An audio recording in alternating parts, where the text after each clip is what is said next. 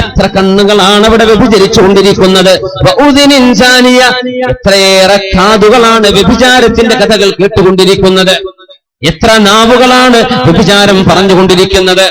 അള്ളാഹുവിന് ഇഷ്ടമല്ല.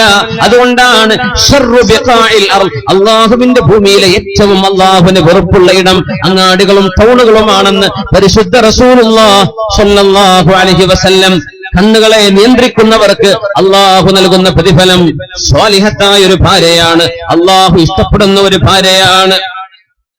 അള്ളാഹു ഇഷ്ടപ്പെടുന്ന ഒരു ഭാര്യ, കണ്ണുകളെ നിയന്ത്രിക്കുന്നവർക്ക് അള്ളാഹു നൽകും ആ സൗഭാഗ്യം. അള്ളാഹു നമ്മുടെ ചെറുപ്പക്കാർക്ക് അത് നൽകട്ടെ. വിവാഹം കഴിഞ്ഞവർക്കും അള്ളാഹു കഴിഞ്ഞു പോയതൊക്കെ പുറത്തു കൊടുത്ത് അള്ളാഹു നമുക്കും ആ സൗഭാഗ്യം തരട്ടെ. മൂന്ന് വിഭാഗം ആളുകൾ, മൂന്ന് കാര്യങ്ങൾ ആരെങ്കിലും അനുഷ്ഠിച്ചു കഴിഞ്ഞാൽ അള്ളാഹുവിൽ കൂലി പ്രതീക്ഷിച്ചുകൊണ്ടും അള്ളാഹു പ്രതിഫലം നൽകുമെന്ന് പ്രതീക്ഷിച്ചുകൊണ്ടും മൂന്ന് കാര്യം ആരെങ്കിലും ചെയ്താൽ ആ മനുഷ്യനെ സഹായിക്കൽ അള്ളാഹുവിന്റെ ബാധ്യതയാണ്. എന്താണ്? മൂന്ന് കാര്യം ഒരാൾ ചെയ്യുന്നു, ആ കാര്യം ചെയ്യുന്നത് അള്ളാഹുവിന് വേണ്ടിയാണെങ്കിൽ അള്ളാഹു പ്രതിഫലം നൽകണം എന്നാണ് ഉദ്ദേശ്യമെങ്കിൽ അവരെ രക്ഷപ്പെടുത്തൽ അള്ളാഹുവിന്റെ ബാധ്യതയാണ്. അവരുടെ ജോലിയിൽ അള്ളാഹു കൂടെയുണ്ട്, കച്ചവടത്തിൽ അള്ളാഹു കൂടെയുണ്ട്, കുടുംബത്തിൽ അള്ളാഹു കൂടെയുണ്ട്, നാട്ടുകാരിൽ അള്ളാഹു കൂടെയുണ്ട്, അയൽപക്കത്തിൽ അള്ളാഹു കൂടെയുണ്ട്. ഈ മൂന്ന് കാര്യം ചെയ്യുന്നവർ, ഒന്ന്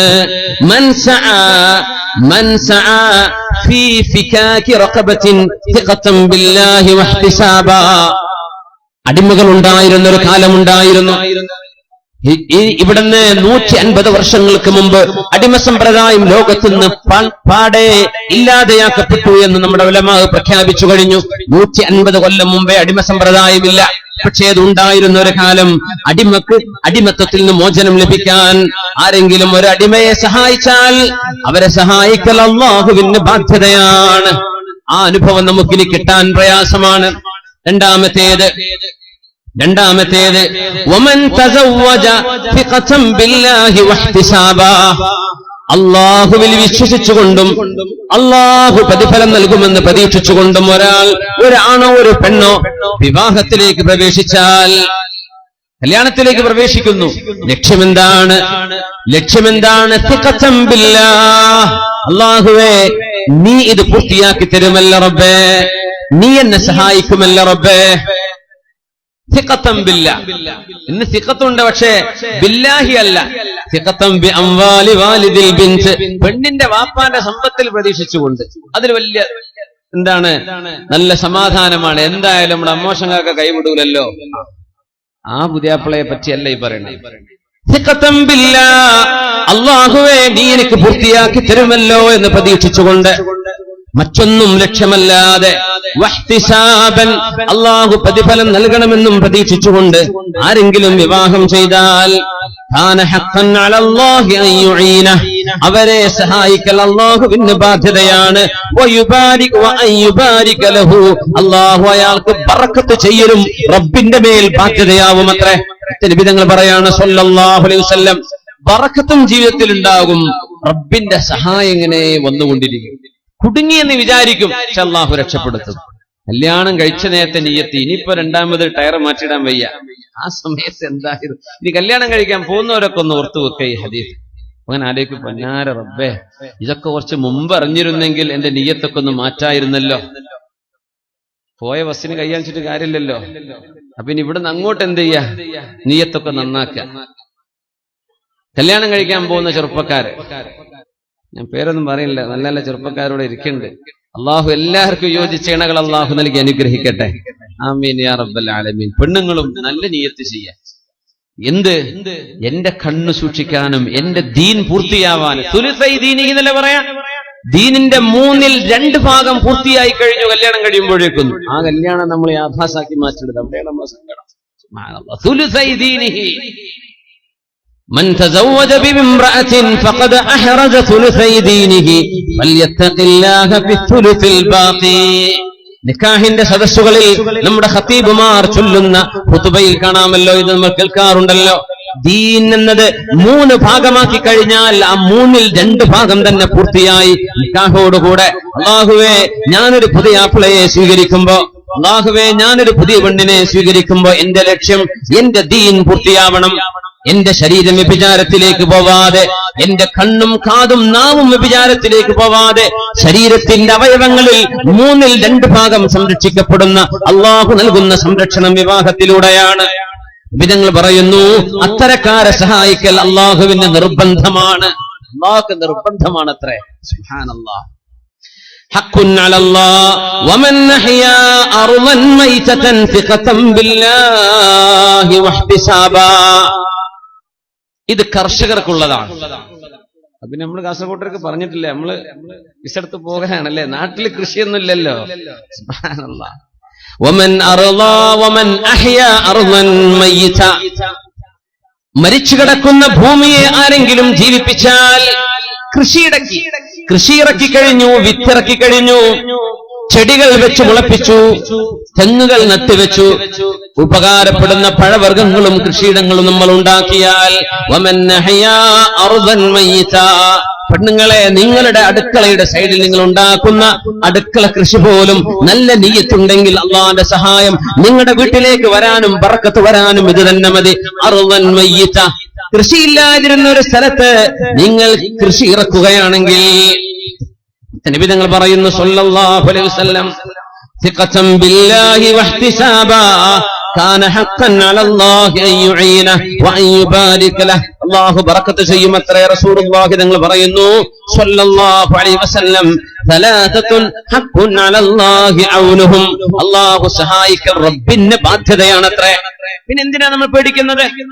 ഇയകൂനു ഫുഖറാ യുഗ്നിഹുമുല്ലാഹു മിൻ ഫദ്ലിഹി. അവരെ ദാരിദ്ര്യമുള്ളവരാണെങ്കിൽ അല്ലാഹു സുബ്ഹാനഹു വ തആല അവന്റെ ഔദാര്യം കൊണ്ട് സമ്പത്ത് നൽകുമല്ലോ.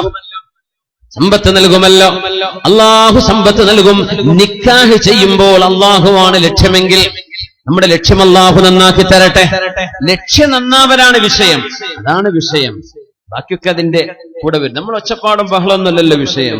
ഒച്ചപ്പാടും ബഹളവും എന്തിപ്പോ സംഘടനാ പ്രവർത്തനങ്ങളാണെങ്കിൽ തന്നെ നമ്മൾ ഒരുപാട് ചെയ്തു, അതല്ല നമ്മൾ എന്തിനു ചെയ്തു, വിഷയം. നമ്മുടെ നിയ്യത്ത് എന്തായിരുന്നു, അതാണ് അള്ളാഹു നോക്കുള്ളൂ. അത് കുറച്ചാണെങ്കിലും കുറച്ചാണെങ്കിലും അള്ളാഹു അത് കൂട്ടിത്തരും, ബർക്കത്താക്കി തരും. കൂടുതലാണ്, ഒരുപാട് ചെയ്തു, നിയ്യത്ത് എന്തോ ആയിരുന്നു, അള്ളാഹു സ്വീകരിക്കണില്ലല്ലോ. യാ അല്ലാഹ്. സലാസുൻ ഹഖ്ഖുൻ അലല്ലാഹി ഔനുഹും. മഹാനായ മാലിക് ഇബ്നു ദീനാർ റളിയല്ലാഹു അൻഹു പറയുന്നു, ജന്നാത്തുൻ നഈമി ബൈനൽ ഫിർദൗസി വ ജന്നാത്തു അദൻ.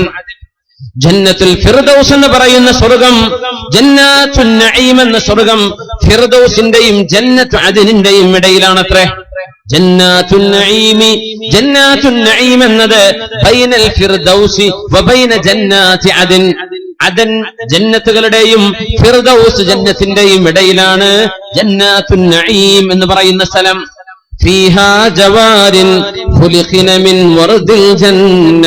സ്വർഗത്തിന്റെ പൂക്കളാൽ നിർമ്മിക്കപ്പെട്ട പെൺകുട്ടികൾ അവിടെയുണ്ട്.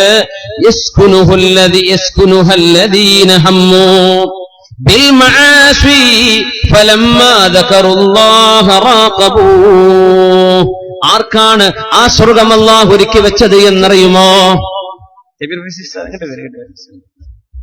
ചെറുകോട് മാണിക്കോത്ത് ഖതീബ്.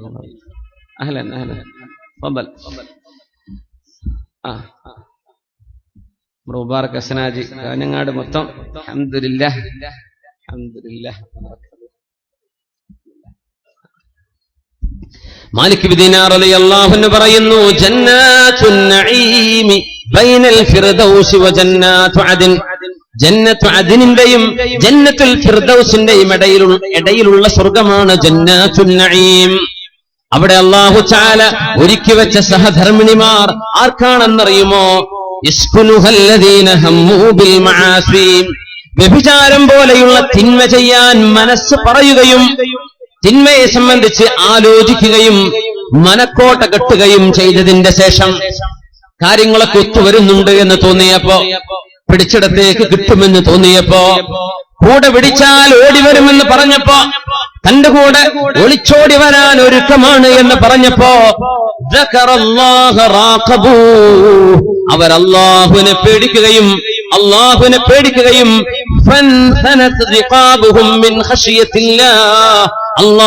പേടിച്ച് അവിടെ പിരടികൾ വിറച്ചുപോയിട്ടുണ്ട്. അങ്ങനെ അല്ലാഹുവിനെ പേടിച്ച് വ്യഭിചാരത്തിൽ നിന്ന് പിന്മാറിയ ചെറുപ്പക്കാർക്ക് അല്ലാഹു നൽകുന്ന ഇണകൾ അവിടെയുണ്ട് എന്ന് മഹാനായ മാലിക് ഇബ്നു ദീനാർ റളിയല്ലാഹു അൻഹു ജന്നാത്തുൻ നഈമിൽ ഖുലിഖന മിൻ വറദിൽ ജന്ന, സ്വർഗ്ഗത്തിന്റെ പൂക്കളാൽ നിർമ്മിക്കപ്പെട്ട സഹധർമ്മിണിമാർ, മംഗമാർ, അവിടെയുള്ള ഭാര്യമാർ സ്വർഗത്തിന്റെ മിൻ വറദിൽ ജന്ന, പൂക്കളാൽ നിർമ്മിക്കപ്പെട്ട അതിസുന്ദരമാരെ നൽകുന്നത്, അള്ളാഹു നൽകുന്നത് വ്യഭിചാരത്തിന് പിന്മാറിയ ചെറുപ്പക്കാരനാണ്. അള്ളാഹുവിനെ ഓർത്തുകൊണ്ട് നാട്ടുകാരെ പേടിച്ച് പുറത്ത് അടി കിട്ടുമെന്ന് വിചാരിച്ചതല്ല.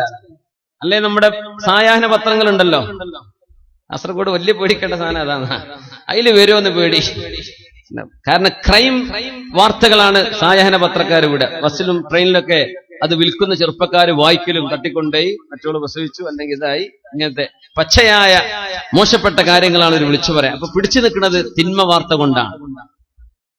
അവരൊക്കെ എങ്ങനെ അള്ളാഹിന്റെ അടുത്ത് ഹിസാബിനെ പറയുന്നത്? അള്ളാഹു അല ഈ പത്രം നടത്തുന്നവരൊക്കെ അള്ളാഹിന്റെ കോടതിയിൽ വന്നാൽ ഇതുപോലെയുള്ള വിഷയങ്ങളൊന്നും പബ്ലിഷ് ചെയ്യാൻ പാടില്ല. തിന്മകൾ പബ്ലിഷ് ചെയ്തിട്ട് എന്താ കാര്യം? തിന്മയിലേക്ക് ഒരു ഊർജം കിട്ടുന്നല്ലാതെ. അപ്പോ അത് പേടിച്ചിട്ട് പിന്മാറി. അല്ലെങ്കിൽ നാട്ടുകാരെ പിടിച്ച് അടി കൂടുവോ, അല്ലെങ്കിൽ എനിക്കിനി വേറെ പെണ്ണ് കിട്ടൂലേ, അതാലോചിച്ച് എന്റെ കുടുംബത്തിന് മാനക്കേടുണ്ട്, അതൊന്നുമല്ല. റാഖബൂ, അള്ളാഹുവിനെ പേടിച്ച് പിന്മാറിയാൽ ഇങ്ങനത്തെ പെണ്ണുങ്ങൾക്കും നല്ല പുതിയ ആപ്പിളന്മാർ അവിടെ ഉണ്ടെന്നാണ്. പക്ഷെ അള്ളാഹു പച്ചയിൽ പെണ്ണുങ്ങൾക്ക് ആണുങ്ങളുണ്ട് എന്ന് ഖുർആനിൽ പറയില്ല.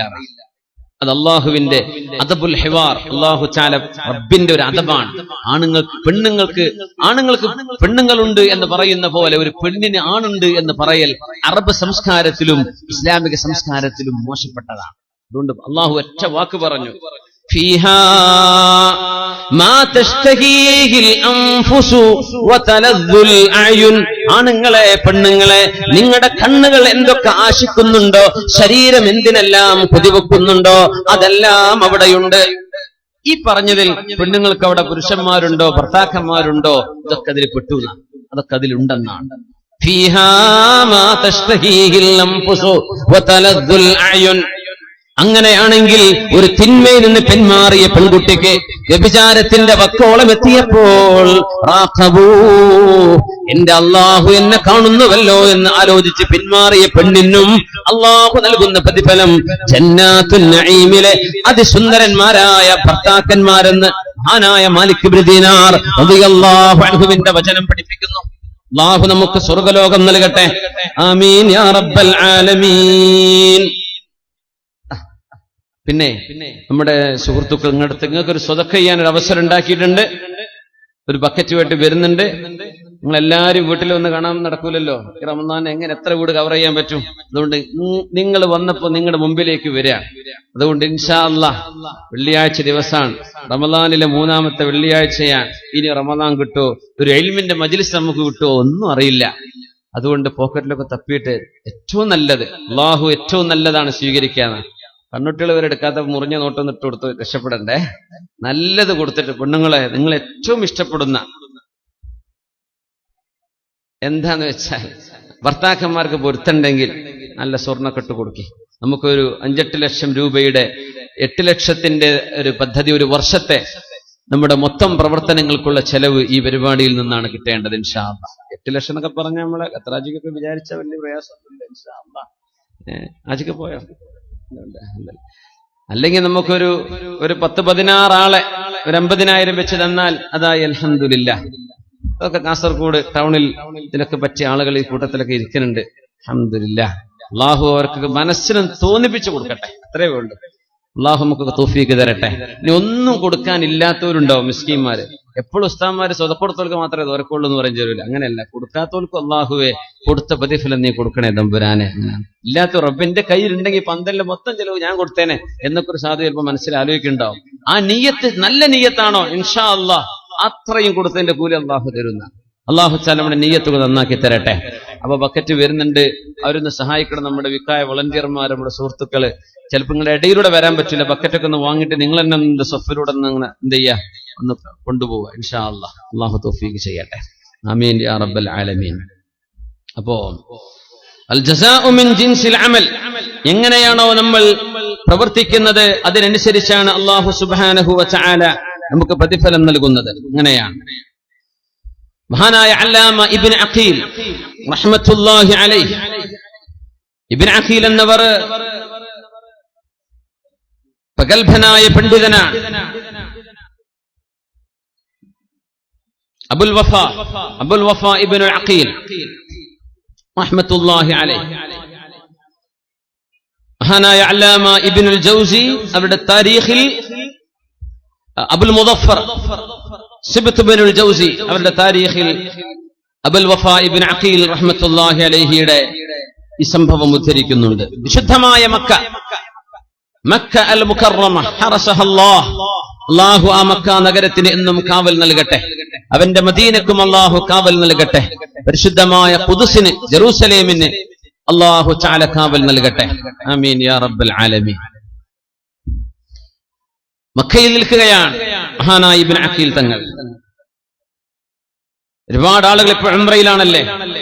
ഉംറത്തുൻ ഫീ റമളാന തഅദിലു ഹജ്ജതൻ മഈ, റമളാനിൽ ചെയ്യുന്ന ഒരു ഉംറ എന്റെ കൂടെ ചെയ്ത ഹജ്ജിന് തുല്യമാണെന്ന് മഹാനായ റസൂലുള്ളാഹ് സ്വല്ലല്ലാഹു അലൈഹി വസല്ലം.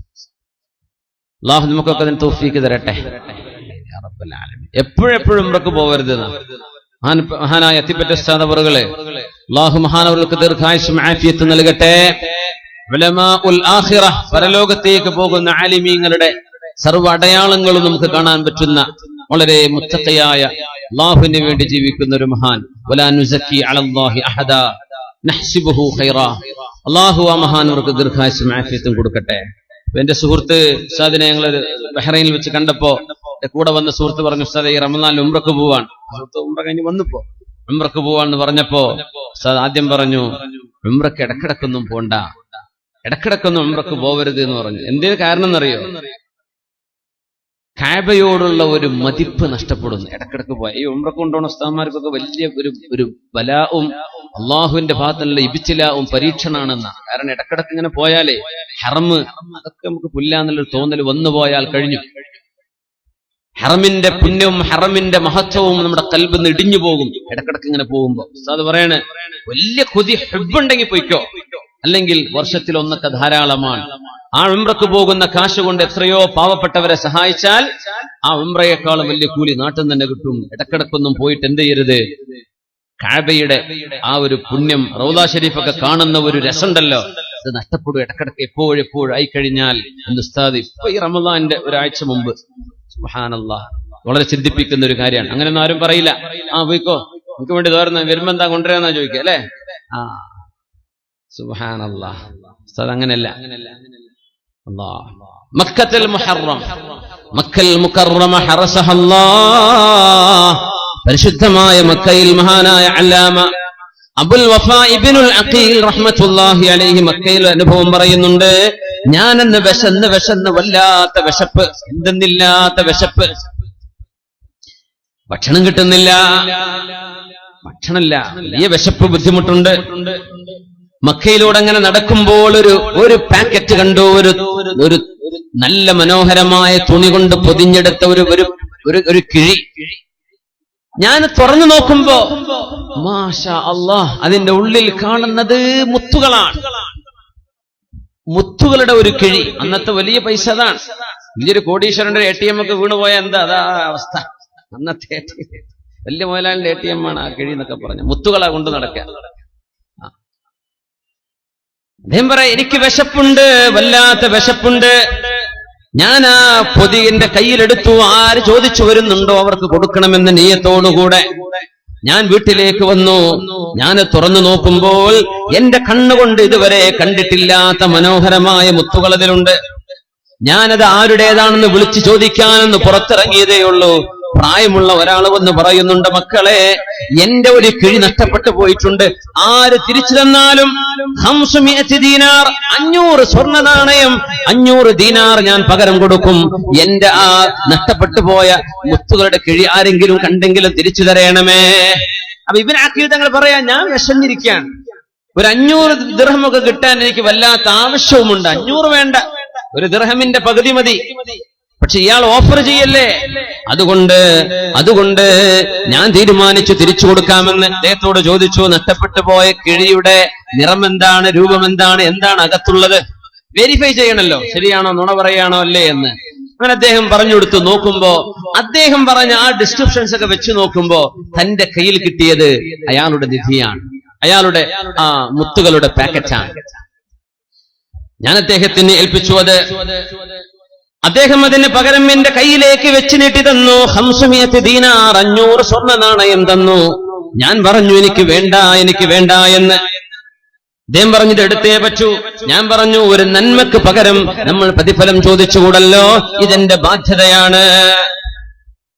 അദ്ദേഹം പറഞ്ഞു പിടിച്ചേ പറ്റൂ. ഞാൻ പറഞ്ഞു എനിക്ക് വേണ്ട. അദ്ദേഹം പറഞ്ഞു എടുത്തേ പറ്റൂ. ഞാൻ പറഞ്ഞു വേണ്ട. ആദ്യം തോന്നി വിശക്കുന്നുണ്ടല്ലോ, കുറച്ച് പൈസ ഒക്കെ കിട്ടിയാൽ തിരക്കേടില്ല എന്ന്. പക്ഷേ പിന്നെ തോന്നി നഷ്ടപ്പെട്ടു പോയതിന്റെ സാധുവിന്റെ പൈസ എടുത്തിട്ട് എന്തിനാ. നബി തങ്ങൾ ഒരു കഥ പറഞ്ഞിട്ടുണ്ട് റസൂലുള്ളാഹി സ്വല്ലല്ലാഹു അലൈഹി വസല്ലം, സ്വഹീഹ് മുസ്ലിമിലുണ്ടെന്നാണ് എന്റെ ഓർമ്മ ശരിയാണെങ്കിൽ.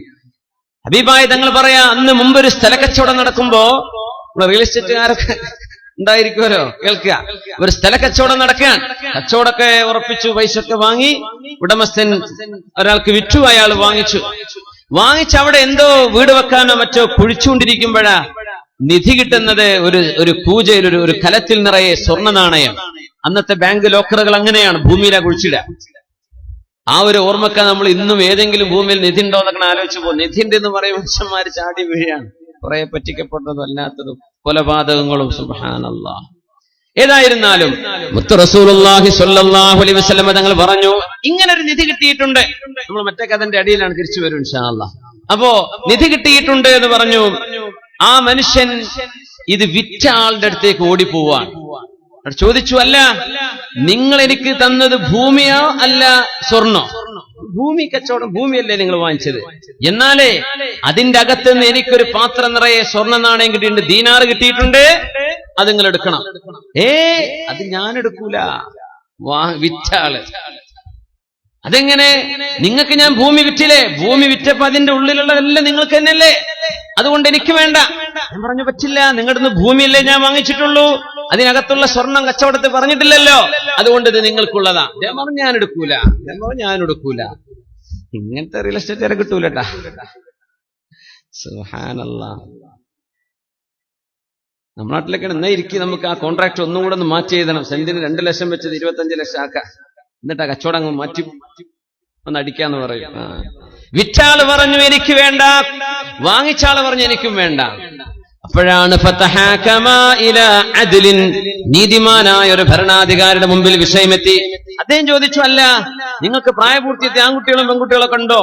വാങ്ങിച്ചാള് പറഞ്ഞു എനിക്കൊരു മോളുണ്ട്, വിറ്റാള് പറഞ്ഞു എനിക്കൊരു മോനുണ്ട്. എന്നാ പിന്നെ എന്ത് ചെയ്യാ, ഇവർ രണ്ടുപേരും കല്യാണം കഴിക്കട്ടെ, എന്നിട്ട് അവരുടെ നിക്കാഹിന്റെ ചെലവ്, കല്യാണത്തിന്റെ ചെലവ് ഈ നിധിയിൽ നിന്നായിക്കൊള്ളട്ടെ, ഇത് രണ്ടാളുടെയും സ്വത്താണ് എന്ന് പറഞ്ഞ് അങ്ങനെ ആ പ്രശ്നത്തിൽ പരിഹാരം കിട്ടിയത്. അല്ലെങ്കിൽ പരിഹാരം ഉണ്ടായിരുന്നില്ല. സുബ്ഹാൻ. ഇങ്ങനത്തെ ഒരു നന്മയാണ് നമ്മുടെ മുൻഗാമികൾ നമുക്ക് കാണിച്ചത്. ഇന്ന് പൈസക്ക് വേണ്ടി ഉമ്മാനോട് തെറ്റ്, വാപ്പാനോട് പിണക്കം, പെങ്ങളോട് തെറ്റ്, ജ്യേഷ്ഠനോട് തെറ്റ്, ആ 5 സെന്റ് എനിക്ക് വേണം, ഇത് എനിക്കിത് കിട്ടിയില്ല, അതെനിക്ക് തന്നില്ല. ദുന്യാവിന് വേണ്ടി ബന്ധങ്ങളെ മുറിച്ചു കളയുന്ന കാലമാണിത്. മനുഷ്യൻ വിചാരിക്കുന്ന പൈസയാണല്ലോ, ഒന്നുമല്ല, പൈസ ഒന്നുമല്ല, പൈസയല്ല. ജീവിതത്തിലെ വലിയ സമ്പാദ്യം ഒരുപാട് സ്നേഹബന്ധങ്ങളാണ്, ഒരുപാട് സുഹൃത്തുക്കളാണ്, നല്ല അടുപ്പവും സ്നേഹവും, അതിലും വലിയ സമ്പാദ്യമില്ല. അങ്ങനെയാണ്. അല്ലാഹു നമ്മളൊക്കെ കാത്തുരക്ഷിക്കട്ടെ. അങ്ങനെ ഒരു കല്യാണം വന്ന് നടന്നൊരു ഹലാലായ കല്യാണം ഇരിക്കട്ടെ. വിവാഹവുമായുള്ള ചർച്ചയുടെ ഭാഗമായതുകൊണ്ട് അത് നമ്മുടെ ഈ ചർച്ചയിലേക്ക് നമ്മൾ ചേർത്ത് വായിച്ചു എന്ന് മാത്രം. മഹാനായ അല്ലാമ ഇബ്നു അഖീൽ അബുൽ വഫാ തങ്ങൾ പറയാണ്, അദ്ദേഹം നിർബന്ധിച്ചു പറഞ്ഞു എന്നോട് വല്ലതും വാങ്ങിക്കണം. ഞാൻ പറഞ്ഞു വേണ്ട. അങ്ങനെ ഞാൻ തിരിച്ചു പോവുകയാണ്. മക്കയിൽ നിന്ന് ഞാൻ പുറപ്പെട്ടു. ഞാൻ കപ്പൽ കയറുന്നു. എത്യോപ്യയിലേക്ക് പോകുന്ന ആ ഭാഗത്ത് നിന്ന് കപ്പൽ കയറുന്നു. അങ്ങനെ എന്റെ കപ്പൽ ചെന്നെടുക്കുമ്പോഴേക്കും എന്റെ കൂടെയുണ്ടായിരുന്ന ഒരുപാട് ആളുകൾ കടലിലെ അപകടങ്ങളിൽ വിഷമത്തിൽപ്പെട്ട് മരിച്ചുപോയിട്ടുണ്ട്. കുറെ ആളുകളെ കാണാതായിട്ടുണ്ട്. ഞാൻ എങ്ങനെയോ എന്റെ ആ മുറിയൻ കപ്പലുമായി ഒരു ദ്വീപിലേക്ക് എത്തിപ്പെട്ട അവിടെ മുസ്ലിമീങ്ങളുണ്ട്, ഒരുപാട് മുസ്ലിമീങ്ങളുണ്ട്. മഹാന്മാരായ സാദാത്യങ്ങളും സഹാബത്തൊക്കെ നമ്മുടെ നാട്ടിലേക്ക് കടന്നു വന്ന പോലെ. ചെന്ന് നോക്കുമ്പോ കൊടുത്തു കഴിഞ്ഞു. കേൾക്കുന്നില്ല? ഉണ്ടോ? പള്ളി അടുത്തുണ്ടോ? മൊബൈൽ ബാങ്കായിരിക്കും. മൊബൈലില്ല. പള്ളിയിൽ നിന്ന് കേൾക്കുന്നുണ്ടെങ്കിൽ നമുക്ക് നിർത്തണം. അപ്പോ ഞാൻ ആ പള്ളിയിലേക്ക് ചെന്നു. ആ മരുഭൂമി, ആ ദ്വീപിലെത്തിപ്പെട്ടു. ആ ദ്വീപിലെ അവിടെ ഒരു പള്ളി കണ്ടു. ഞാൻ അവിടെ ചെന്ന് നോക്കുമ്പോൾ അവിടെ കുറെ ആളുകളൊക്കെ നിസ്കരിക്കുന്നുണ്ട്. മാഷാ അല്ലാഹ്. അങ്ങനെ അവരിങ്ങനെ പള്ളിയിലിരിക്കുമ്പോ ഞാനിങ്ങനെ ഖുർആൻ ഇങ്ങനെ ഓതിക്കൊണ്ടിരിക്കുമ്പോ അവര് ചോദിച്ചു, നിങ്ങൾ എവിടുന്നാ? ഞാൻ പറഞ്ഞു, ഞാൻ ഹജ്ജ് കഴിഞ്ഞ് വരികയാണ്. പക്ഷേ ഇവിടെ അറിയാതെ എത്തിപ്പെട്ടത്, എന്റെ നാട് ഇതല്ല. ഞാൻ അങ്ങ് എത്യോപ്യ വഴി കടന്നു പോകേണ്ട ആളാണ്. പക്ഷെ ഞാൻ ഇവിടെ എത്തിപ്പെട്ടതാണ്. അവര് പറഞ്ഞു, ഞങ്ങൾക്ക് ഖുർആൻ പഠിപ്പിച്ചു തരൂ. കേൾക്കുന്ന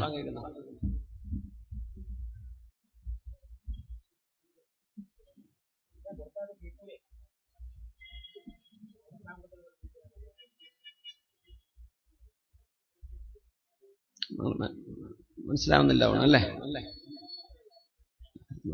വ്യക്തമായിട്ട് മനസ്സിലാവുന്നില്ലെങ്കിൽ കുഴപ്പമില്ല. നമ്മള് ഇൽമിന്റെ മജ്ലിസ് അല്ലേ, ബാങ്കിനോടുള്ള ഇഹാനത്ത് ചെയ്യരുത്. നാം ബാങ്കിനെ എന്ത് ചെയ്യരുത്? നിസ്സാരപ്പെടുത്തരുത്. അങ്ങനെയല്ലല്ലോ.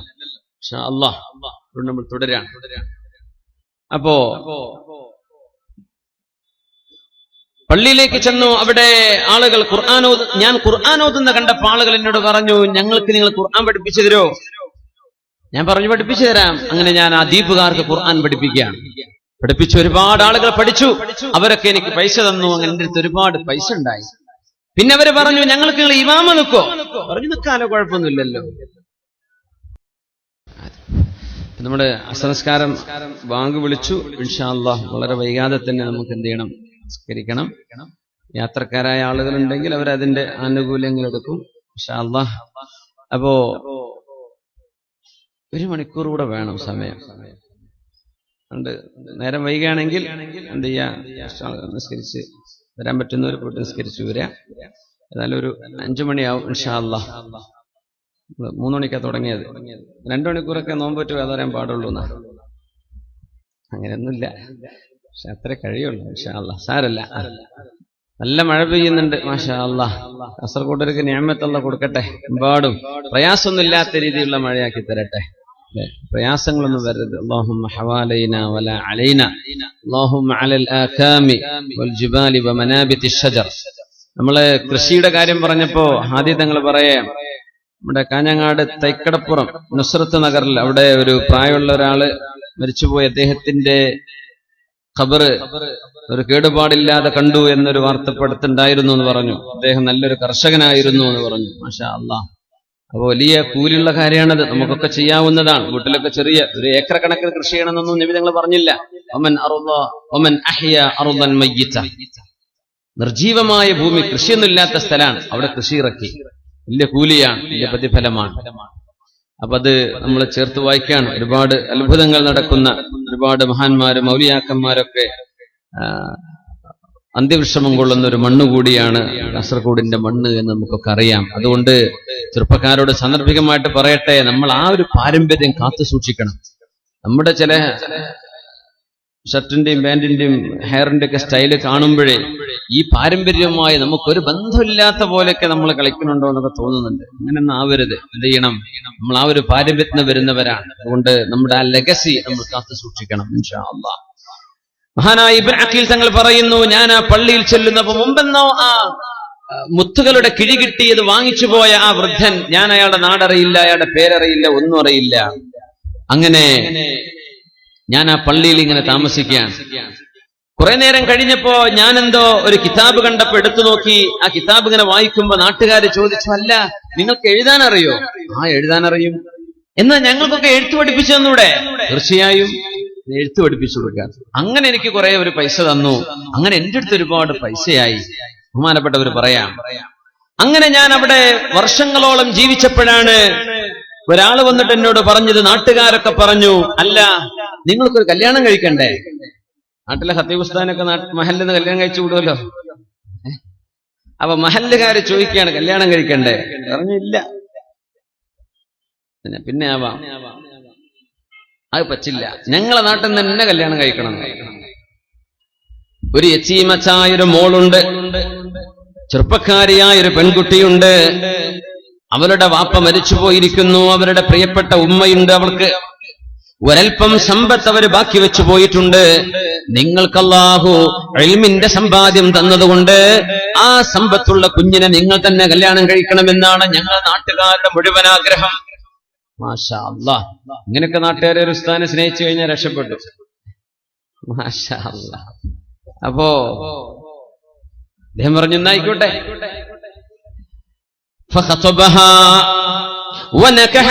അവരെ കല്യാണം കഴിച്ചു. നിക്കാഹ് കഴിഞ്ഞു, കല്യാണം കഴിഞ്ഞു. പുതുനാരിയായി അവർ അണിയിച്ചൊരുക്കി ഇവരുടെ മുമ്പിലേക്ക് കൊണ്ടുവന്നിരിക്കുകയാണ്. നോക്കുമ്പോ കഴുത്തിലെ ഒരു മനോഹരമായ മുത്തുമാലയുണ്ട്. ആ മാലയിലേക്ക് തന്നെ നോക്കുന്നു, മാലയിലേക്ക് തന്നെ നോട്ടം. അപ്പൊ ബന്ധുക്കളൊക്കെ ചോദിച്ചു, അല്ല നിങ്ങൾ ഈ പുതിയവണ്ണിനെ നോക്കാതെ ഈ മാലയിലേക്ക് കുറെ നേരമല്ല നോക്കാൻ തുടങ്ങിയിട്ട്, ഇത് എന്താണ് കഥ എന്ന് ചോദിച്ചപ്പം പറഞ്ഞു, ഇത് അന്ന് മക്കയിൽ എനിക്ക് കളഞ്ഞു കിട്ടിയ ഒരു മാലയുണ്ട്. ഇതേ മാല, ഇതേ മുത്തുകൾ, ആ ചുവന്ന ആ ത്രെഡ് പോലും, ആ നൂല് പോലും അതിലുണ്ട്, അതുപോലും മാഞ്ഞു പോയിട്ടില്ല. ആ ചുവന്ന നൂലിൽ കോർത്തെടുത്ത മണിമുത്തുകളുള്ള ഈ മാല എന്റെ കയ്യിൽ മക്കയിൽ പണ്ടൊരിക്കൽ കിട്ടിയിട്ടുണ്ടായിരുന്നു. എനിക്കതിങ്ങനെ ഓർമ്മ വന്നതാണ്. അപ്പൊ എല്ലാവരും അല്ലാഹു അക്ബർ തക്ബീർ ചൊല്ലാണ്. എല്ലാരും തക്ബീർ ചൊല്ലി. എന്തേന്ന് ചോദിച്ചു. നിങ്ങൾക്കറിയണോ ഇബ്നു അഖീൽ, ഈ പെൺകുട്ടിയുടെ വാപ്പ ഹജ്ജ് കഴിഞ്ഞ് തിരിച്ചു വന്നതിന്റെ ശേഷം ഞങ്ങളോടൊക്കെ കഥ പറഞ്ഞു. എന്റെ ഈ മുത്തുകളുടെ മുത്തുമാലയുടെ കിഴി എനിക്ക് നഷ്ടപ്പെട്ടു പോയ കഥ പറഞ്ഞു അദ്ദേഹം. എന്നിട്ട് അത് തിരിച്ചു കൊടുത്ത നല്ല മനുഷ്യനെ സംബന്ധിച്ച് പറഞ്ഞൊരു നല്ലൊരു ചെറുപ്പക്കാരൻ, ഞാൻ 500 ദിർഹം പകരം കൊടുത്തിട്ട് വേണ്ട എന്ന് പറഞ്ഞു. നഷ്ടപ്പെട്ടത് തിരിച്ചേൽപ്പിക്കൽ എന്റെ ബാധ്യതയാണ്, ബാധ്യതയ്ക്ക് എന്തിനാണ് പൈസ വാങ്ങേണ്ടതെന്ന് പറഞ്ഞ് എന്നോട് പൈസ വാങ്ങാതെ പോയ ഒരു നല്ല ചെറുപ്പക്കാരന്റെ കഥ ഞങ്ങളോട് ഈ കുട്ടിയുടെ വാപ്പ പറഞ്ഞു തന്നിട്ടുണ്ട്. അദ്ദേഹം പറഞ്ഞു, മാ വജദ്തു ഫിദ്ദുനിയാ മുസ്ലിമൻ ഇല്ലാ ഹാദല്ലദീ റദ്ദ അലയ്യൽ അഖദ. എന്റെ മാല എനിക്ക് തിരിച്ചു നൽകിയ ഈ ചെറുപ്പക്കാരനല്ലാതെ ഒരു മുസ്ലിമിനെ ഞാൻ വസ്വത്തൊരു മുസ്ലിമിനെ വേറെ കണ്ടിട്ടില്ല. നല്ല ലക്ഷണമുള്ളൊരു മുസ്ലിം ഇവൻ തന്നെ, ഈ മാല തന്നവൻ. ആ ഉപ്പ ദുആ ഇറക്കുമായിരുന്നു, അല്ലാഹുമ്മ ജമഅ ബൈനി വബൈനഹു ഹത്താ ഉസവ്വിജഹു ബിബനതി. അല്ലാഹുവേ, ആ ചെറുപ്പക്കാരനെ എന്നെങ്കിലും ഒരു കാലത്ത് എനിക്ക് കാണിച്ചു തരേണമേ. എന്റെ പൊന്നുമോളെ ഞാൻ അയാൾക്ക് കല്യാണം കഴിച്ചു കൊടുക്കണമെന്ന് ആഗ്രഹമുണ്ട് റബ്ബേ. ആ ചെറുപ്പക്കാരൻ എന്നെ കൺമുമ്പിലേക്ക് എത്തിക്കുമോ എന്ന് ഈ വൃദ്ധനായി മരിച്ചുപോയ വാപ്പ എന്നും ദുആ ഇറക്കാറുണ്ടായിരുന്നു. ഞങ്ങളത് കേട്ടവരാണ്. ആ പ്രാർത്ഥനയാണ് ഇവിടെ സംഭവിച്ചത്. അൽ ജസാഉ മിൻ ജിൻസിൽ അമൽ. ഉലമാ പറയും, നമ്മൾ എന്ത് പ്രവർത്തിക്കുന്നുവോ അതനുസരിച്ചാണ് അല്ലാഹു അമൽ കൊണ്ടുവരുന്നത്. വമൻ യത്തഖില്ലാഹ യജ്അൽ ലഹു മഖറജ വയർസുഖുഹു മിൻ ഹൈസു ലാ യഹ്തസിബ്.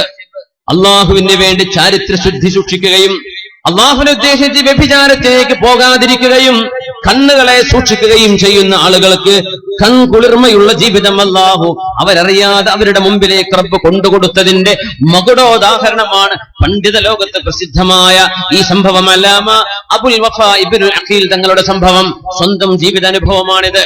അള്ളാഹു മുമ്പിലേക്ക് കൊണ്ടുപോയി കൊടുക്കാൻ അന്നൊരു സത്യസന്ധത കാണിച്ചില്ലേ, ആ സത്യസന്ധതക്ക് അള്ളാഹു നൽകുന്ന പ്രതിഫലമാണിത്. മുത്തനബി തങ്ങൾ പറയുമായിരുന്നു, ഇദാ അതാകും മൻ തർളൗന ദീനഹു വഅമാനതഹു ഫസവ്വിജൂഹു. ആരെയാണ് പുതിയാപ്ലയായി സ്വീകരിക്കേണ്ടതെന്നറിയുമോ? ആരാ പുതിയാപ്ലയായി സ്വീകരിക്കേണ്ടത്? നമ്മൾ അങ്ങനെ കല്യാണം ആലോചിക്കുമ്പോൾ ആദ്യം എന്താ നോക്കുക? നമ്മൾക്ക് സത്യമുള്ളതുപോലെ പറയാം, ഉള്ളതുപോലെ പറയാം. എന്താ പറയാ? എന്താ വരുമാനം അല്ലേ? ചെറുപ്പക്കാരൻ എന്താ വരുമാനം? ആദ്യം ആള് ഓക്കെയാണ്, കാണാനൊക്കെ ഓക്കെയാണ്. പിന്നെന്താ വരുമാനം? ബൈക്കും അങ്ങനെ തിരിച്ചു മറിച്ചും ചെറുക്കള കാസർഗോഡ് ട്രിപ്പടിക്കലാണോ പണിയല്ല? എന്തേലും ജോലി ഉണ്ടോ? എന്തേലൊക്കെ പണിയെടുത്ത് ജീവിക്കുകയാണോ? കച്ചവടം ഉണ്ടോ? ഉണ്ട്. ഇവിടെ ഗൾഫിലാ. മുമ്പൊക്കെ ഗൾഫിലെന്ന് പറഞ്ഞാൽ അവിടെ വീണു. അപ്പൊ അങ്ങനെയൊന്നുമില്ല. ഗൾഫൊക്കെ ഒരു ആൾക്കാരെ കണ്ടുവന്നതാ. അവിടെ എന്താ പണിയെന്ന് ചോദിക്കും.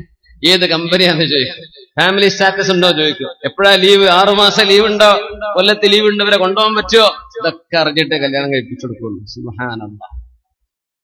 തെറ്റാണെന്ന് പറയല്ല, അതൊക്കെ നോക്കാം.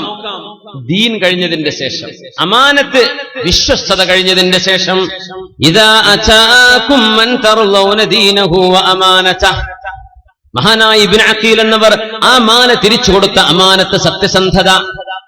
ആ പുതിയാപ്പിളയെ ജീവിതത്തിൽ കണ്ടുമുട്ടുമോ എന്ന് പോലും വിചാരിക്കാത്ത ആ മനുഷ്യൻ റബ്ബിനോട് ദുആ ചെയ്യുകയാണ്, അല്ലാഹുമ്മ ജ്മഅ ബൈനി വ ബൈനഹു, റബ്ബേ മക്കയിൽ ഞാൻ എന്റെ കയ്യിലെ എല്ലാ സമ്പാദ്യവും കൊണ്ടുപോയി നഷ്ടപ്പെട്ടപ്പോ എന്റെ കയ്യിലേക്ക് തിരിച്ചേൽപ്പിച്ച ആ ചെറുപ്പക്കാരനെ ഒന്ന് എത്തിച്ചു തരുമോ?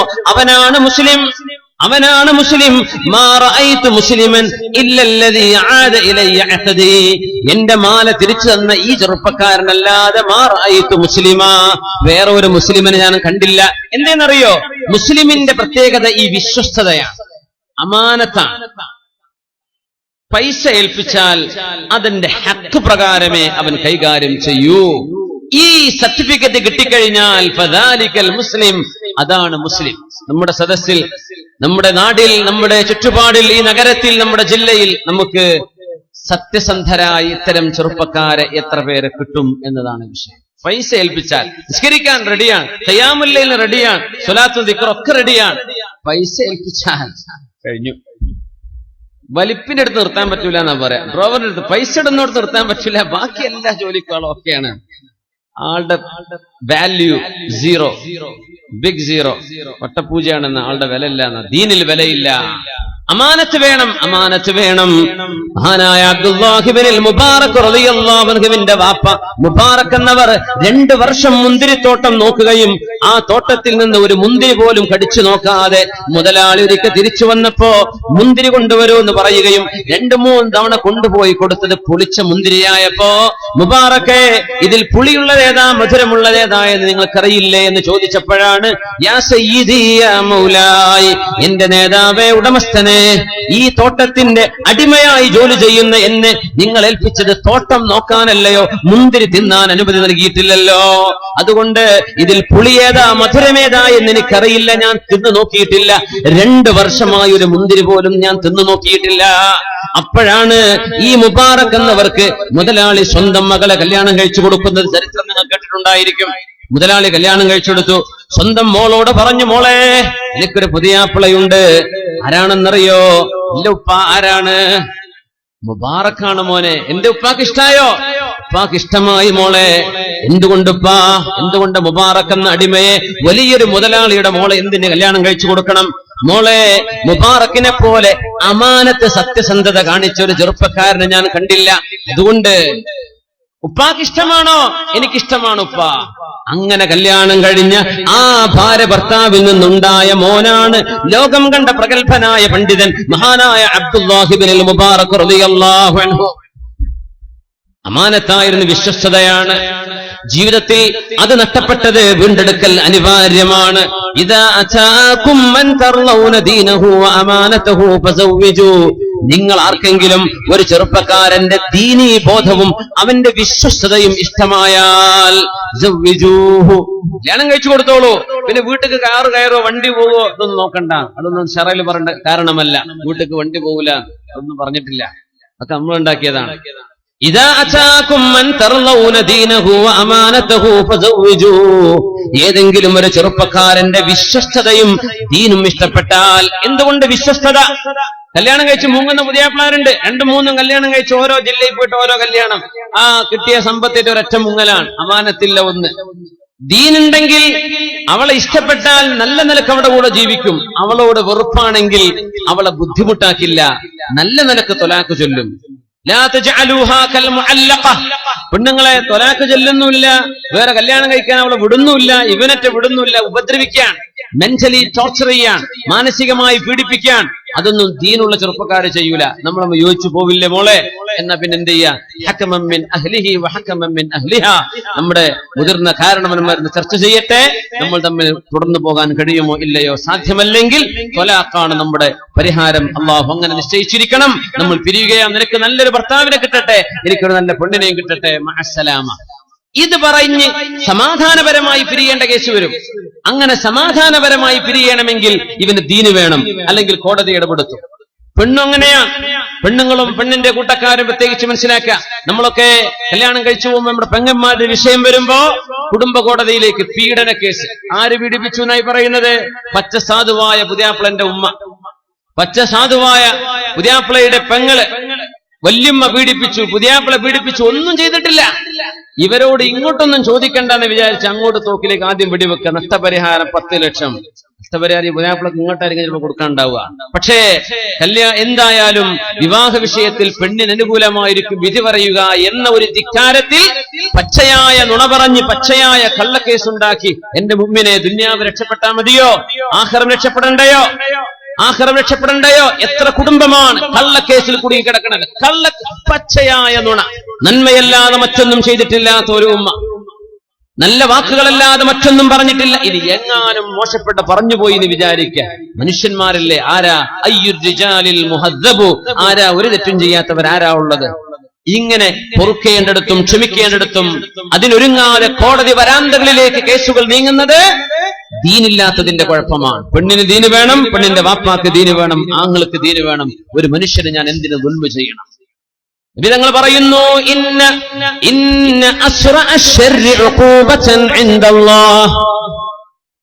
അള്ളാഹുവിന്റെ അടുത്ത് ഏറ്റവും കടുത്ത ശിക്ഷ വളരെ പെട്ടെന്ന് വരുന്ന 2 തെറ്റുകളാണുള്ളത്. 2 തെറ്റുകൾക്കാണ് അശ്റഉൽ ഉഖൂബ. തെറ്റുകൾക്ക് അള്ളാഹു ഉടനെ ശിക്ഷ കൊടുക്കുന്ന 2 തെറ്റുകളാണുള്ളത്. പ്രത്യേകം മനസ്സിലാക്കി വെക്കുക. 2 എണ്ണമാണ്. ഒന്ന് അൽ ബഗ്യു വ ഖതീഅത്തുർ റഹിമി, ഒന്ന് അക്രമം ചെയ്യലാണ്. ഒരു മനുഷ്യനെ പറ്റി ഇല്ലാത്തത് ആരോപിച്ച മനുഷ്യനെ കേസുകളിൽ കൊടുക്കുക, ബുദ്ധിമുട്ടാക്കുക, പീഡിപ്പിക്കുന്നത്, ഒരു മനുഷ്യനെ ബുദ്ധിമുട്ടാക്കുന്നത് അക്രമം ചെയ്യുന്നതാണ്.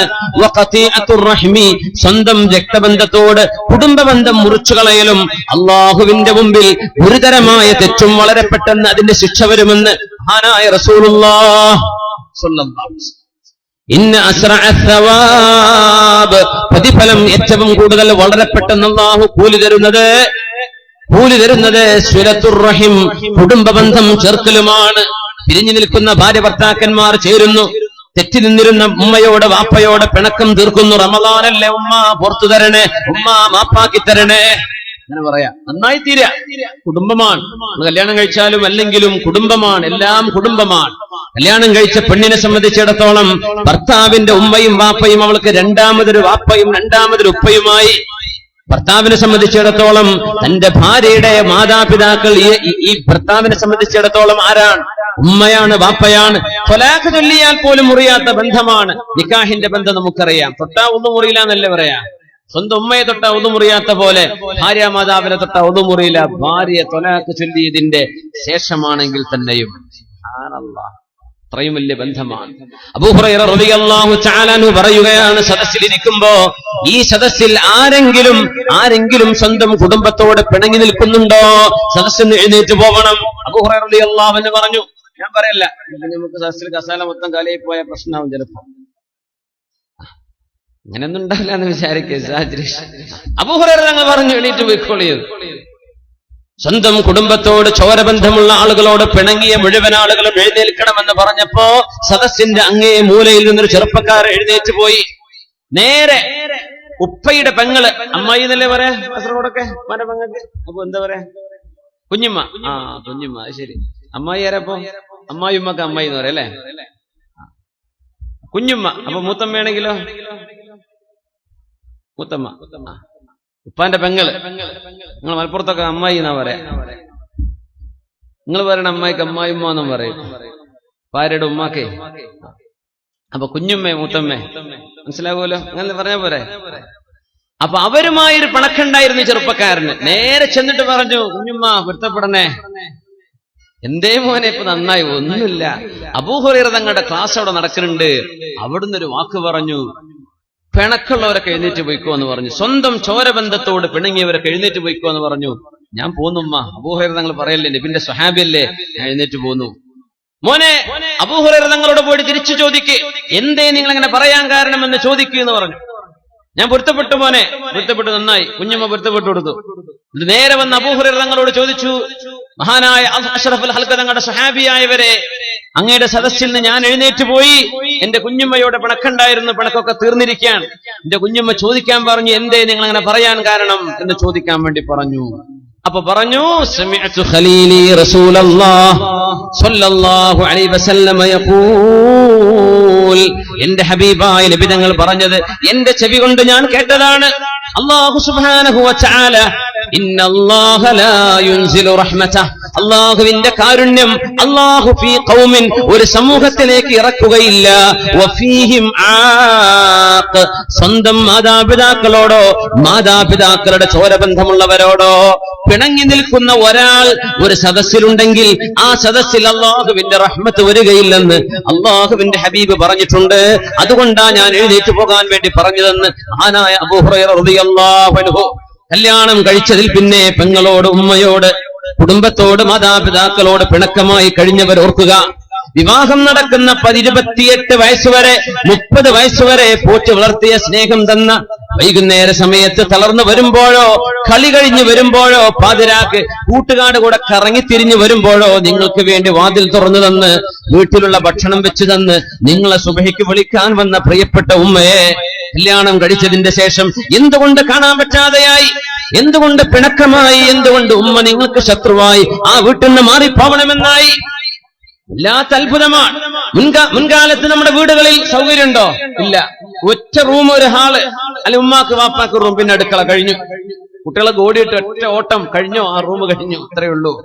ആ വീടിനുള്ളിലാണ് പെങ്ങളും പെങ്ങളുടെ മക്കളും വാപ്പയും വാപ്പയുടെ അനുജനും അമ്മായും എല്ലാവരും ഒരുമിച്ച് എല്ലാവിധ പരിമിതികളും മറന്ന് സ്നേഹമെന്ന ഒരൊറ്റ പരിധിക്കുള്ളിൽ നിന്ന് അടുക്കളയിലും ബെഡ്റൂമിലും ഹാളിലും വരാന്തകളിലും ഒക്കെയായി സ്നേഹത്തോടുകൂടെ കഴിഞ്ഞിരുന്ന ഒരു വീട്. അന്ന് വിരുന്നുകാരൻ വരും, നല്ല രസമായിരിക്കും അല്ലെ? വിരുന്നുകാരൊക്കെ വരുന്നു, അവിടെ പാർക്കാനൊന്നും വീട് സ്ഥലമില്ല, എന്നാലുള്ള പായ വിരിച്ച് എന്തോ ഒരു സന്തോഷത്തിൽ ചക്കയും മാങ്ങയും ഒക്കെ എടുത്തു വെച്ച് കഴിച്ച്, ഉള്ള അരിയും വെച്ച് കഞ്ഞി കുടിച്ച്, ചമ്മന്തി വെച്ച് വളരെ മനോഹരമായി സ്നേഹത്തോടെ സ്കൂൾ പൂട്ടിയ 30 ദിവസം ആ വീട്ടിൽ വല്ലത് അവിടെ ഉണ്ടോ? ഒന്നുമില്ല. അങ്ങനത്തെ വീട്. എന്നിട്ട് അവിടെ കിടന്നുറങ്ങാൻ ആളുകൾ വന്നിരുന്നു, പാർക്കാൻ ആളുകൾ വന്നിരുന്നു. ഇന്ന് മണിമാളിക നമ്മൾ ഉണ്ടാക്കുന്നുണ്ട്, അതിൽ ഒരു റൂം ഗസ്റ്റ് റൂമാണ്, പക്ഷേ ഒരു ഗസ്റ്റും അവിടെ കിടന്നുറങ്ങുന്നില്ല.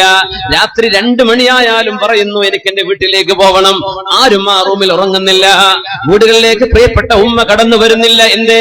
തുടച്ചു വൃത്തിയാക്കുന്ന മരുമോൾ, അവൾക്ക് ഉമ്മ വരുമ്പോഴേക്കും വിഷമമാണ്. ഉമ്മയുടെ കയ്യിൽ നിന്ന് വല്ലതും താഴെ വീണാൽ, ഉമ്മ വല്ലതും വൃത്തികേടാക്കിയാൽ, യൂറോപ്യൻ ക്ലോസറ്റ് ഉമ്മക്ക് ഉപയോഗിക്കാൻ അറിയില്ലല്ലോ, ഉമ്മ വന്ന് ഫ്ലഷ് ചെയ്യാതെ പോയാൽ ഈ ഉമ്മ വന്നിട്ട് വീട്ടിൽ ദുർഗന്ധമാണെന്ന് പറയുന്ന സ്വന്തം മകന്റെ മോളുടെ വീട്ടിൽ എങ്ങനെയാ ഞാൻ നിൽക്കുന്നത്? ഉമ്മാക്ക് അവിടെ വേണ്ട. ആ വീട്ടിൽ ഉപ്പ വരുന്നില്ല.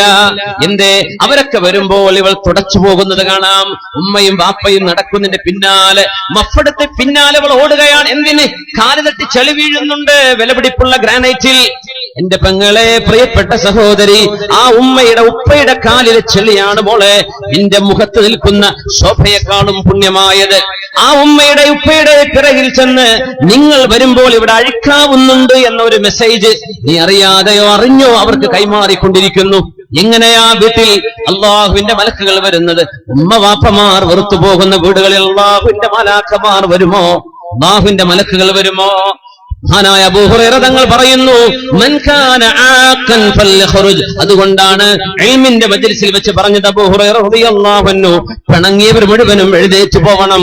ഹബീബായ നബി തങ്ങൾ പറഞ്ഞിട്ടുണ്ട്, സ്വന്തം കുടുംബത്തോട് പിണങ്ങിയ ആളുകൾക്ക് ഈ അല്ലാഹുവിന്റെ റഹ്മത്ത് ഒരു സദസ്സിൽ ഇറങ്ങുകയാണെങ്കിൽ, അവിടെ സ്വന്തം ഉമ്മയോട് വാപ്പയോട് പിണങ്ങിയവരുണ്ടെങ്കിൽ അല്ലാഹുവിന്റെ കരുണ അവിടെ ഇറങ്ങുകയില്ല എന്ന് അഷ്റഫുൽ ഖൽഖ് റസൂലുള്ളാഹ് സല്ലു അലൻ നബി മുഹമ്മദിൻ വആലിഹി. എഴുന്നേൽക്കാൻ പറ്റുന്നവർ എഴുന്നേൽക്കുക, സദസ്സ് സ്റ്റേജും എഴുന്നേൽക്കണ്ടേ. അല്ലാഹുമ്മ സല്ലി അലാ സയ്യിദിനാ മുഹമ്മദിൻ വഅലാ ആലി സയ്യിദിനാ മുഹമ്മദിൻ വബാരിക് വസല്ലിം അലൈഹി. അല്ലാഹുമ്മ സല്ലി അലാ سيدنا محمد وعلى آل سيدنا محمد وبارك وسلم عليه. അല്ലാഹു നമുക്ക് റഹ്മത്ത് ചെയ്യട്ടെ. എന്തെങ്കിലും പിണക്കങ്ങൾ ഉണ്ടെങ്കിൽ അല്ലാഹു നീക്കിത്തരട്ടെ. ഖൽബുകൾക്കിടയിൽ ഇണക്കവും സ്നേഹവും അല്ലാഹു കാരുണ്യവാനായ അല്ലാഹു നൽകി അനുഗ്രഹിക്കട്ടെ. കുടുംബത്തിലേക്ക് ഒരു പെണ്ണ് കയറി വരുമ്പോൾ അവിടെ റഹ്മത്ത് വരുന്നു, അല്ലാഹുവിന്റെ റഹ്മത്ത് വരുന്നുണ്ട്. ആ റഹ്മത്തിനെ നമ്മളായിട്ട് തടഞ്ഞു വെക്കല്ലേ. ഒരാൾ ഒരു അംഗം വീട്ടിലേക്ക് വർദ്ധിക്കുകയാണെങ്കിൽ ആ ഒരു ഏറെ വരുന്ന അംഗത്തിനുള്ള റിസ്ക്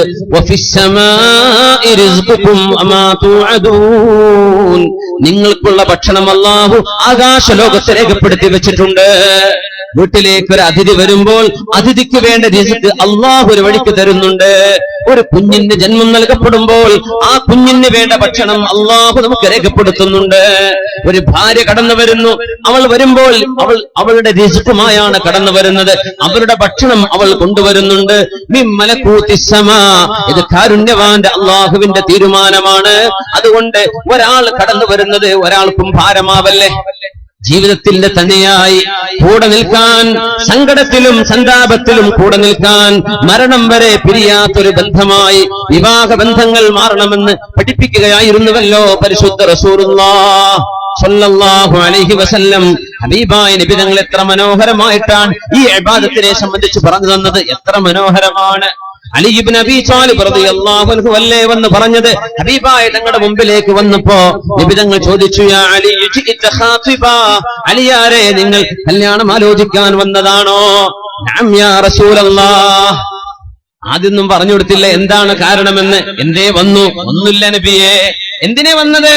ഒന്നുമില്ല നബിയെ. തങ്ങളുടെ മറുപടി വന്നു, ജിഇത ഖാതിബാ, എന്റെ പ്രിയപ്പെട്ട മോൾ ഫാത്തിമയെ കല്യാണം കഴിക്കാൻ ആലോചിച്ചു വന്നതാണോ? നഅം യാ റസൂലല്ലാഹ്. അതേ നബിയെ. തങ്ങളുടെ അടുത്ത ചോദ്യം, മഹറുണ്ടോ, ജോലിയുണ്ടോ, വിസ കിട്ടിയോ എന്നല്ല ചോദിക്കുന്നത്. എന്താണ്? മഹർ കൊടുക്കാൻ വകുപ്പുണ്ടോ? എത്ര മതി? മഹർ കൊടുക്കാനുണ്ടോ? ഇല്ല നബിയെ, ഒന്നുമില്ല. എന്റെ ആഗ്രഹം അങ്ങയുടെ മോളെ കല്യാണം കഴിക്കണം എന്നാണ്. അലിയാരെ ഐന ദിർഉക്, നിങ്ങളുടെ പടയങ്കി എവിടെ? നിങ്ങളുടെ ഇരുമ്പിന്റെ പടയങ്കി എവിടെ? അതിനെന്ത് കിട്ടും നബിയെ? എന്ത് കിട്ടിയാലും അങ്ങ് വാങ്ങിച്ചുവാ. 400 ദിർഹം വെള്ളി നാണയമാണ്. ദിർഹം ദീനാറാണ് സ്വർണ്ണ നാണയമെന്ന്. 400 ദിർഹം കിട്ടി. നബി തങ്ങൾ പറഞ്ഞു, അലിയാരെ വീട്ടിലേക്ക് വേണ്ട സാധനങ്ങൾ വാങ്ങിച്ചോളൂ, മഹറും കൊടുത്തോളൂ. ഫാത്തിമാക്ക് അല്ലാഹുവിന്റെ ഹബീബ് വിവാഹം ചെയ്തു കൊടുക്കുകയാണ്. സവ്വജ്തുക ബിൻതി ഫാത്തിമ, എന്റെ മോൾ ഫാത്തിമ അലിയാരെ നിങ്ങൾക്ക് ഞാൻ നിക്കാഹ് ചെയ്തു തന്നിരിക്കുന്നു എന്ന് അഷ്റഫുൽ ഖൽഖ് റസൂലുള്ളാഹി സ്വല്ലല്ലാഹു അലൈഹി വസല്ലം. ബ്രോക്കർക്ക് കാശ് കൊടുക്കേണ്ടി വന്നിട്ടില്ല. ബ്രോക്കറേജ് ഉണ്ടാ? ഇല്ല. വളരെ മനോഹരമായി ഹബീബിന്റെ മുമ്പിൽ നടന്ന വിവാഹമാണ്. ഹബീബിന്റെ പൊന്നുമോളെ എങ്ങനെയാണ് ഹബീബ് കയ്യിലേൽപ്പിച്ചത് എന്ന് പഠിപ്പിക്കുകയാ റസൂലുള്ളാഹി സ്വല്ലല്ലാഹു അലൈഹി വസല്ലം. ആ ഒരു ചരിത്രം ഒരു പക്ഷേ നമ്മൾ കേട്ടതാവാം. പക്ഷേ ഇന്ന് നമ്മൾ നടത്തുന്ന ആഭാസങ്ങളൊന്ന് തെറ്റിച്ചു നോക്കുമ്പോഴാ എത്ര ദൂരെയാണ് നമ്മൾ ഓടിക്കൊണ്ടിരിക്കുന്നത്. ഹൈവേയിൽ നിന്ന് എത്ര ദൂരെയാണ് നമ്മൾ നേർക്കുനേരെ പോവേണ്ട റൂട്ടിൽ നിന്ന് വഴിതെറ്റി ഏതോ ലോകത്തുകൂടെ നമ്മൾ പോയിക്കൊണ്ടിരിക്കുന്നത്. അഷ്റഫുൽ ഖൽഖ് തങ്ങളുടെ മുമ്പിൽ നിക്കാഹ് നടക്കുന്നു. പ്രിയപ്പെട്ട മോൾ ഫാത്തിമ റളിയല്ലാഹു അൻഹയെ ഏൽപ്പിക്കുകയാണ്. അലി റളിയല്ലാഹു അൻഹുവിന്റെ വിവാഹം നടക്കുന്ന ആദ്യത്തെ ദിവസമാണത്. യാ അലിയു യാ ഫാത്തിമ, അലിയായ ഫാത്തിമ, ലാ തുഹ്ദിഥാ ശൈഅൻ ഹത്താ ആതീകുമാ, ഞാൻ വരുന്നത് വരെ നിങ്ങൾ ഉറങ്ങരുത്, എന്നെ കാത്തിരിക്കണം, ഞാൻ രാത്രി വീട്ടിലേക്ക് വരാം. വിവാഹം കഴിഞ്ഞു അന്നത്തെ ദിവസം. എത്ര സിമ്പിളാണ്. ഖൈബറിൽ മുത്തുനബി തങ്ങൾ സഫിയ റളിയല്ലാഹു അൻഹ വിവാഹം ചെയ്ത് അങ്ങനെയായിരുന്നു. സഫിയ ബിൻത് ഹുയൈ റളിയല്ലാഹു അൻഹ, അവരുടെ വാപ്പ ജൂതനായിരുന്നു. സഫിയ ബീബി ജൂതമതത്തിൽ നിന്ന് ഇസ്ലാമിലേക്ക് വന്ന മഹദിയാണ്. സഫിയ റളിയല്ലാഹു അൻഹയെ നബി തങ്ങൾ വിവാഹം ചെയ്ത് ഖൈബറിൽ വെച്ചാണ്. നിക്കാഹ് നടന്നപ്പോ സദ്യ വേണ്ടേ നബിയെ? വേണം, സദ്യ വേണം, സദ്യ വേണം. നബി തങ്ങൾ ആരുടെ കയ്യിൽ എന്തെങ്കിലും ഭക്ഷണം ഉണ്ടെങ്കിൽ കൊണ്ടുവരണേ ഞങ്ങൾ പറയാ. ഹബീബിന്റെ കല്യാണമാണത്.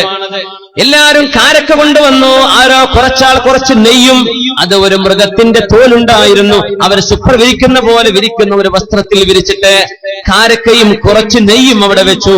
കാരക്ക ഓരോരുത്തരെടുത്ത് തിന്നാൻ തുടങ്ങി. ആ സുപ്രക്ക് ചുറ്റും ആളുകൾ ഇരിക്കാൻ തുടങ്ങി. തങ്ങൾ പറഞ്ഞു, വിളിച്ചോളൂ, വിളിച്ചോളൂ, എല്ലാവരെയും വിളിച്ചോളൂ, വിവാഹത്തിന്റെ സദ്യയാണെന്ന് പറഞ്ഞ് ഓരോരുത്തരെയും വിളിച്ചു കൊണ്ടുവന്നു. എല്ലാവരും വന്നു. അനസ് റളിയല്ലാഹു അൻഹു ഖാദിമു റസൂലില്ലാഹ്, നബി തങ്ങളുടെ ഖാദിം പറയുന്നു, ഞങ്ങൾ 400 പേരെ അന്നുണ്ടായിരുന്നു. ഖൈബർ യുദ്ധം കഴിഞ്ഞ് തിരിച്ചു വരികയാണ്. 400 പേർ ഞങ്ങളുണ്ടായിരുന്നു. ഞങ്ങൾ എല്ലാവർക്കും ഭക്ഷണം അവിടെ തികഞ്ഞു എന്നതാണ് അത്ഭുതം. അത് ഹബീബിന്റെ മുഅ്ജിസത്തായിരുന്നു. അള്ളാഹു നൽകുന്ന മിറക്കിൾസ്, അള്ളാഹു നൽകുന്ന മഹാത്ഭുതങ്ങൾ. 400 ആൾക്ക് കുറഞ്ഞ കാരക്ക മതി. കാരക്കയും നെയ്യും ഇതായിരുന്നു ഹബീബിന്റെ കല്യാണത്തിന്റെ വിഭവം സ്വല്ലല്ലാഹു അലൈഹി വസല്ലം.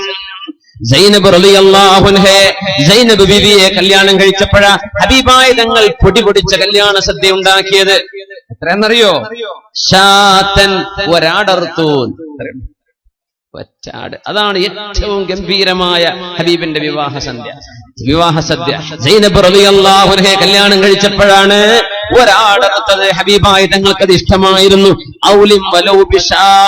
ഞങ്ങൾ പറയും, കല്യാണം കഴിഞ്ഞാൽ, നിക്കാഹ് കഴിഞ്ഞാൽ തന്നെ വിവാഹ സദ്യ കൊടുക്കാം. അല്ല, ഏറ്റവും പുണ്യമായ സമയം, ശ്രേഷ്ഠമായ സമയം ഭാര്യയും ഭർത്താവും ഒരുമിച്ച് ഒരു രാത്രി താമസിച്ചതിന്റെ ശേഷമാണ്. പക്ഷെ അതിന്റെ മുമ്പും കൊടുക്കാം, ശേഷം കൊടുക്കാം. അതിലൊന്നും ഉലമ ഒരു വിരോധവും പറഞ്ഞിട്ടില്ല. കാരണം അത് അതിന്റെ അരികത്ത് തന്നെയല്ലേ, കുഴപ്പമില്ല. നമ്മൾ നാട്ടിൽ നടക്കുന്ന തെറ്റാണ് എന്നൊന്നും പറയാൻ പറ്റില്ല, കുഴപ്പമില്ല. പക്ഷേ പുണ്യമായത് എങ്ങനെയാ? ഭാര്യയും ഭർത്താവും ഒരു ദിവസമെങ്കിലും, ഒരു രാത്രി കഴിഞ്ഞതിന്റെ പിറ്റേ ദിവസം വലീമത്തിന്റെ ഭക്ഷണം കൊടുക്കും. തലേന്ന് കൊടുക്കാം, നിക്കാഹ് കഴിഞ്ഞ് എപ്പോഴും കൊടുക്കാം, ഒരുമിച്ച് താമസിച്ചു കഴിഞ്ഞ് എപ്പോഴും കൊടുക്കാം. അന്ന് തന്നെ ആവണം നിർബന്ധമില്ല. മഹാനായ അബ്ദുറഹ്മാൻ ഇബ്നു ഔഫ് റളിയല്ലാഹു അൻഹു മദീനയിൽ വന്നപ്പോ ഡ്രസ്സിലൊരു മഞ്ഞ നിറം കണ്ടു. അന്ന് അത്ര പൂശും ഒരു മഞ്ഞ നിറം വരും. അപ്പൊ നബി തങ്ങൾ ചോദിച്ചു, കണ്ടപ്പോഴേ ചോദിച്ചു, ഇത് പുതിയാപ്പിളമാർ ഉപയോഗിക്കുന്ന അത്തറാണ്. അപ്പൊ തങ്ങൾ ചോദിച്ചു, അബ്ദുറഹ്മാൻ ഇബ്നു ഔഫ് അതസവ്വജ്ത, കല്യാണം കഴിച്ചോ? ആ നബിയെ, ഇന്നലെ കല്യാണം കഴിഞ്ഞു. ആലോചിക്കണം, മദീന എന്നത് ചെറിയൊരു സ്ഥലമാണ്, വളരെ ചെറിയ സ്ഥലമാണ്. നമ്മൾ കാസർഗോഡ് ബസ് സ്റ്റാൻഡ് മുതൽ ഇത്രക്ക് വരെ ഉണ്ടാവില്ല മദീന. അന്നത്തെ മദീന വളരെ ചെറുതാണ്. എന്തുകൊണ്ടെന്ന് വെച്ചാൽ ഉസ്മാൻ ഇബ്നു അഫ്ഫാൻ റളിയല്ലാഹു അൻഹുവിനെ അന്ന് മറവ് ചെയ്തത് മദീനക്ക് പുറത്തായിരുന്നു. ഇന്ന് ജന്നത്തുൽ ബഖീന്റെ മധ്യത്തിൽ കാണും ഉസ്മാൻ തങ്ങളുടെ ഖബർ. മദീനത്ത് പോയവർ കാണാൻ പറ്റും. ജന്നത്തുൽ ബഖീന്റെ മധ്യം കഴിഞ്ഞാൽ ഇടത് ഭാഗത്ത് മഹാനായ ഉസ്മാൻ ഇബ്നു അഫ്ഫാൻ റളിയല്ലാഹു. അന്ന് അവരെ മറവ് ചെയ്തപ്പോ അന്നത്തെ രാഷ്ട്രീയ കൊലപാതകത്തിന്റെ ആളുകൾ മഹാനവറുകളെ വധിക്കുകയും അവരുടെ മയ്യത്ത് പോലും ബഖീൽ മറവ് ചെയ്യാൻ വിടില്ലെന്ന് പറഞ്ഞു. അങ്ങനെ ബഖീന്റെ പുറത്താണ് മറവ് ചെയ്തത് കിതാബുകൾ കാണാൻ പറ്റും. പിന്നീട് ബഖീയെ വികസിപ്പിക്കുകയാണ് ഉണ്ടായത്. അത് മദീനക്ക് പുറത്താണ്. അതിപ്പോ മദീന പള്ളിയിൽ എത്ര കുറച്ചുള്ളൂ. മദീനയിൽ ഹബീബിന്റെ കൂടെ താമസിക്കുന്ന അബ്ദുറഹ്മാൻ ഇബ്നു ഔഫ് റളിയല്ലാഹു അൻഹു കല്യാണം കഴിച്ചപ്പോ നബി തങ്ങൾ അറിഞ്ഞിട്ടില്ല. തങ്ങൾ ചോദിച്ചു, അബ്ദുറഹ്മാൻ ഇബ്നു ഔഫെ കല്യാണം കഴിഞ്ഞോ? ആ കഴിഞ്ഞു. അത്തറിന്റെ അടയാളം കണ്ടു എന്നാണ് തങ്ങൾ പറഞ്ഞു. ഔലിം വലൗ ബിശാ, ഒരാടെങ്കിലും അറുത്തിട്ട് നല്ല സദ്യ കൊടുക്കുക ആൾക്കാരെ വിളിച്ചിട്ട് എന്ന് പറഞ്ഞു. അങ്ങനെ അബ്ദുറഹ്മാൻ ഇബ്നു ഔഫ് റളിയല്ലാഹു അൻഹു വിവാഹ സദ്യ ചെയ്തു, ഒരാടറുത്തിട്ട്. അപ്പൊ മാംസം കൊടുക്കൽ സുന്നത്താണ് പറ്റുന്ന ആളുകൾക്ക്. ഒരുപാട് അതിഥികളെ വിളിക്കാം, ഇതൊക്കെ സുന്നത്താണ്. അതിഥികൾക്ക് നല്ല ഭക്ഷണം കൊടുക്കാം. പക്ഷേ ധൂർത്ത് ചെയ്തുകൂടാ. ഇന്നൽ മുബദ്ദിരീന കാനൂ ഇഖ്വാനശ് ശയാത്വീൻ, ധൂർത്ത് ചെയ്യുന്ന ആളുകൾ പിശാചുക്കളുടെ കൂട്ടുകാരാണെന്ന് മഹാനായ റസൂലുള്ളാഹി തങ്ങൾ ഖുർആൻ ഓതി പഠിപ്പിച്ചിട്ടുണ്ട്. പിശാചുക്കളുടെ കൂട്ടുകാരാണ്. ധൂർത്ത് ചെയ്തുകൂടാ. എമ്പാടും മനുഷ്യൻ സമ്പാദിച്ച സമ്പാദ്യം മുഴുവനും വിവാഹം നടക്കുന്ന സ്വന്തം മോളിന്റെയോ മോന്റെയോ വിവാഹം നടക്കുമ്പോ അന്ന് ആളുകളുടെ കണ്ണ് തള്ളിക്കാൻ വേണ്ടി, ഞെട്ടിക്കാൻ വേണ്ടി, തോന്നി കാസർഗോഡ് നിന്ന് ഞെട്ടുക എന്ന് പറഞ്ഞാൽ ആ പൾസൊക്കെ പോയിട്ടുണ്ടാവും, ഞെട്ടണ ഞരമ്പൊക്കെ പോയി ഔട്ടായിട്ടുണ്ടാവും. എത്ര ഞെട്ടൽ ഞെട്ടിക്കഴിഞ്ഞപ്പോ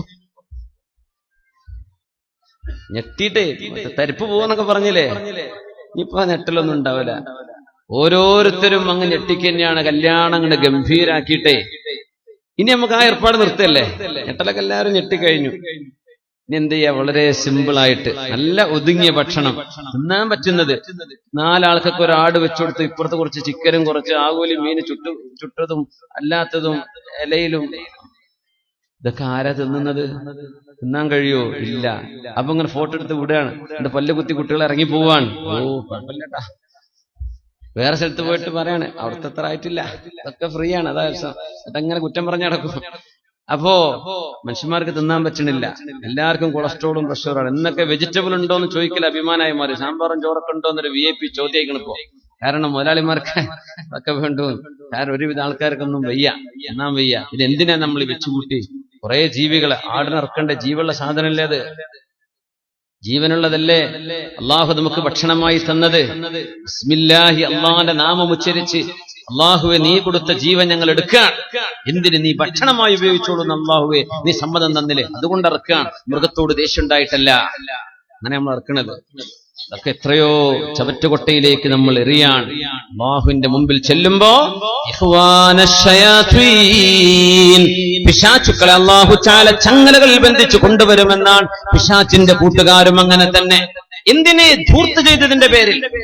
അങ്ങനെ നിങ്ങൾ ചെയ്യല്ലേ എന്ന് പരിശുദ്ധ ഹബീബ് സല്ലല്ലാഹു അലൈഹി വസല്ലം.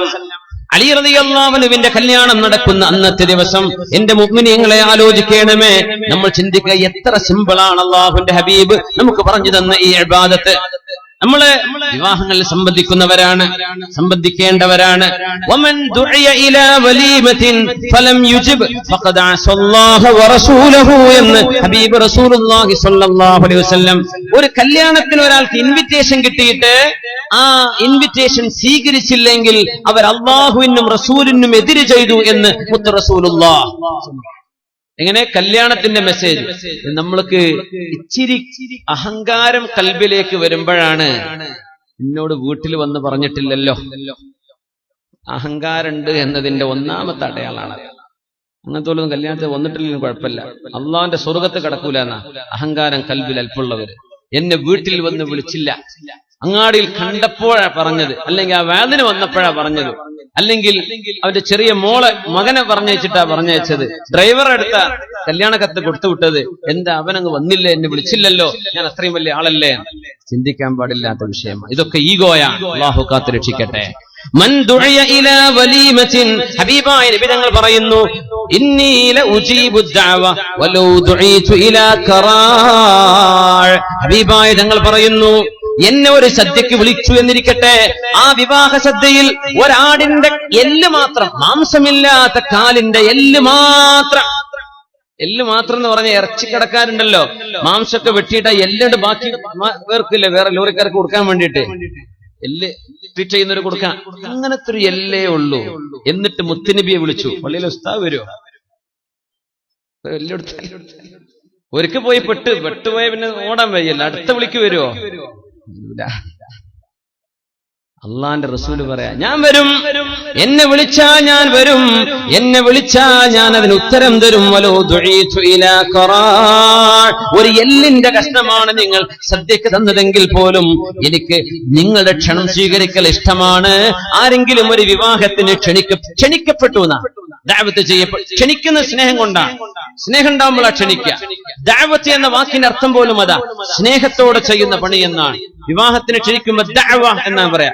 അള്ളാന്റെ മാർഗത്തിലേക്ക് ക്ഷണിക്കുമ്പോഴും ദഅവ എന്നാണ് പറയാ. ദഅവത്ത് അള്ളാന്റെ മാർഗത്തിലേക്ക് ക്ഷണിക്കുക. ഉദ്ഉ ഇലാ സബീലി റബ്ബിക ബിൽ ഹിക്മ, അള്ളാന്റെ മാർഗത്തിലേക്ക് ക്ഷണിക്കുമ്പോൾ ഒരു സ്നേഹം വരണം, ഫ്രണ്ട്ഷിപ്പ് വേണം, അപ്പോഴാണ് ക്ഷണിക്കുന്നത്. മുത്തുനബി ഞങ്ങൾ പറയാനൊരു എല്ലേ ഉള്ളൂ എങ്കിൽ തന്നെ ഞാൻ വരും. ക്ഷണം ഒരാള് നമ്മൾ അറിയിച്ചു വരണം, മതി. ഇന്നാള് തന്നെ വരണം, ഇന്ന സ്ഥലത്ത് വന്ന് തന്നെ എന്നെ വിളിക്കണം, എന്റെ വീട്ടിൽ തന്നെ വന്ന് എന്നെ വിളിക്കണം, എന്നെ ഒറ്റക്ക് തന്നെ വിളിക്കണം. ഇങ്ങനെ ചിന്തിക്കുന്നത് അഹങ്കാരമാണ്, കിബറാണ്. ലാ യദ്ഖുലുൽ ജന്ന മൻ കാന ഫീ ഖൽബിഹി ഹബ്ബതു ഖർദലിൻ മിൻ കിബ്രിൻ.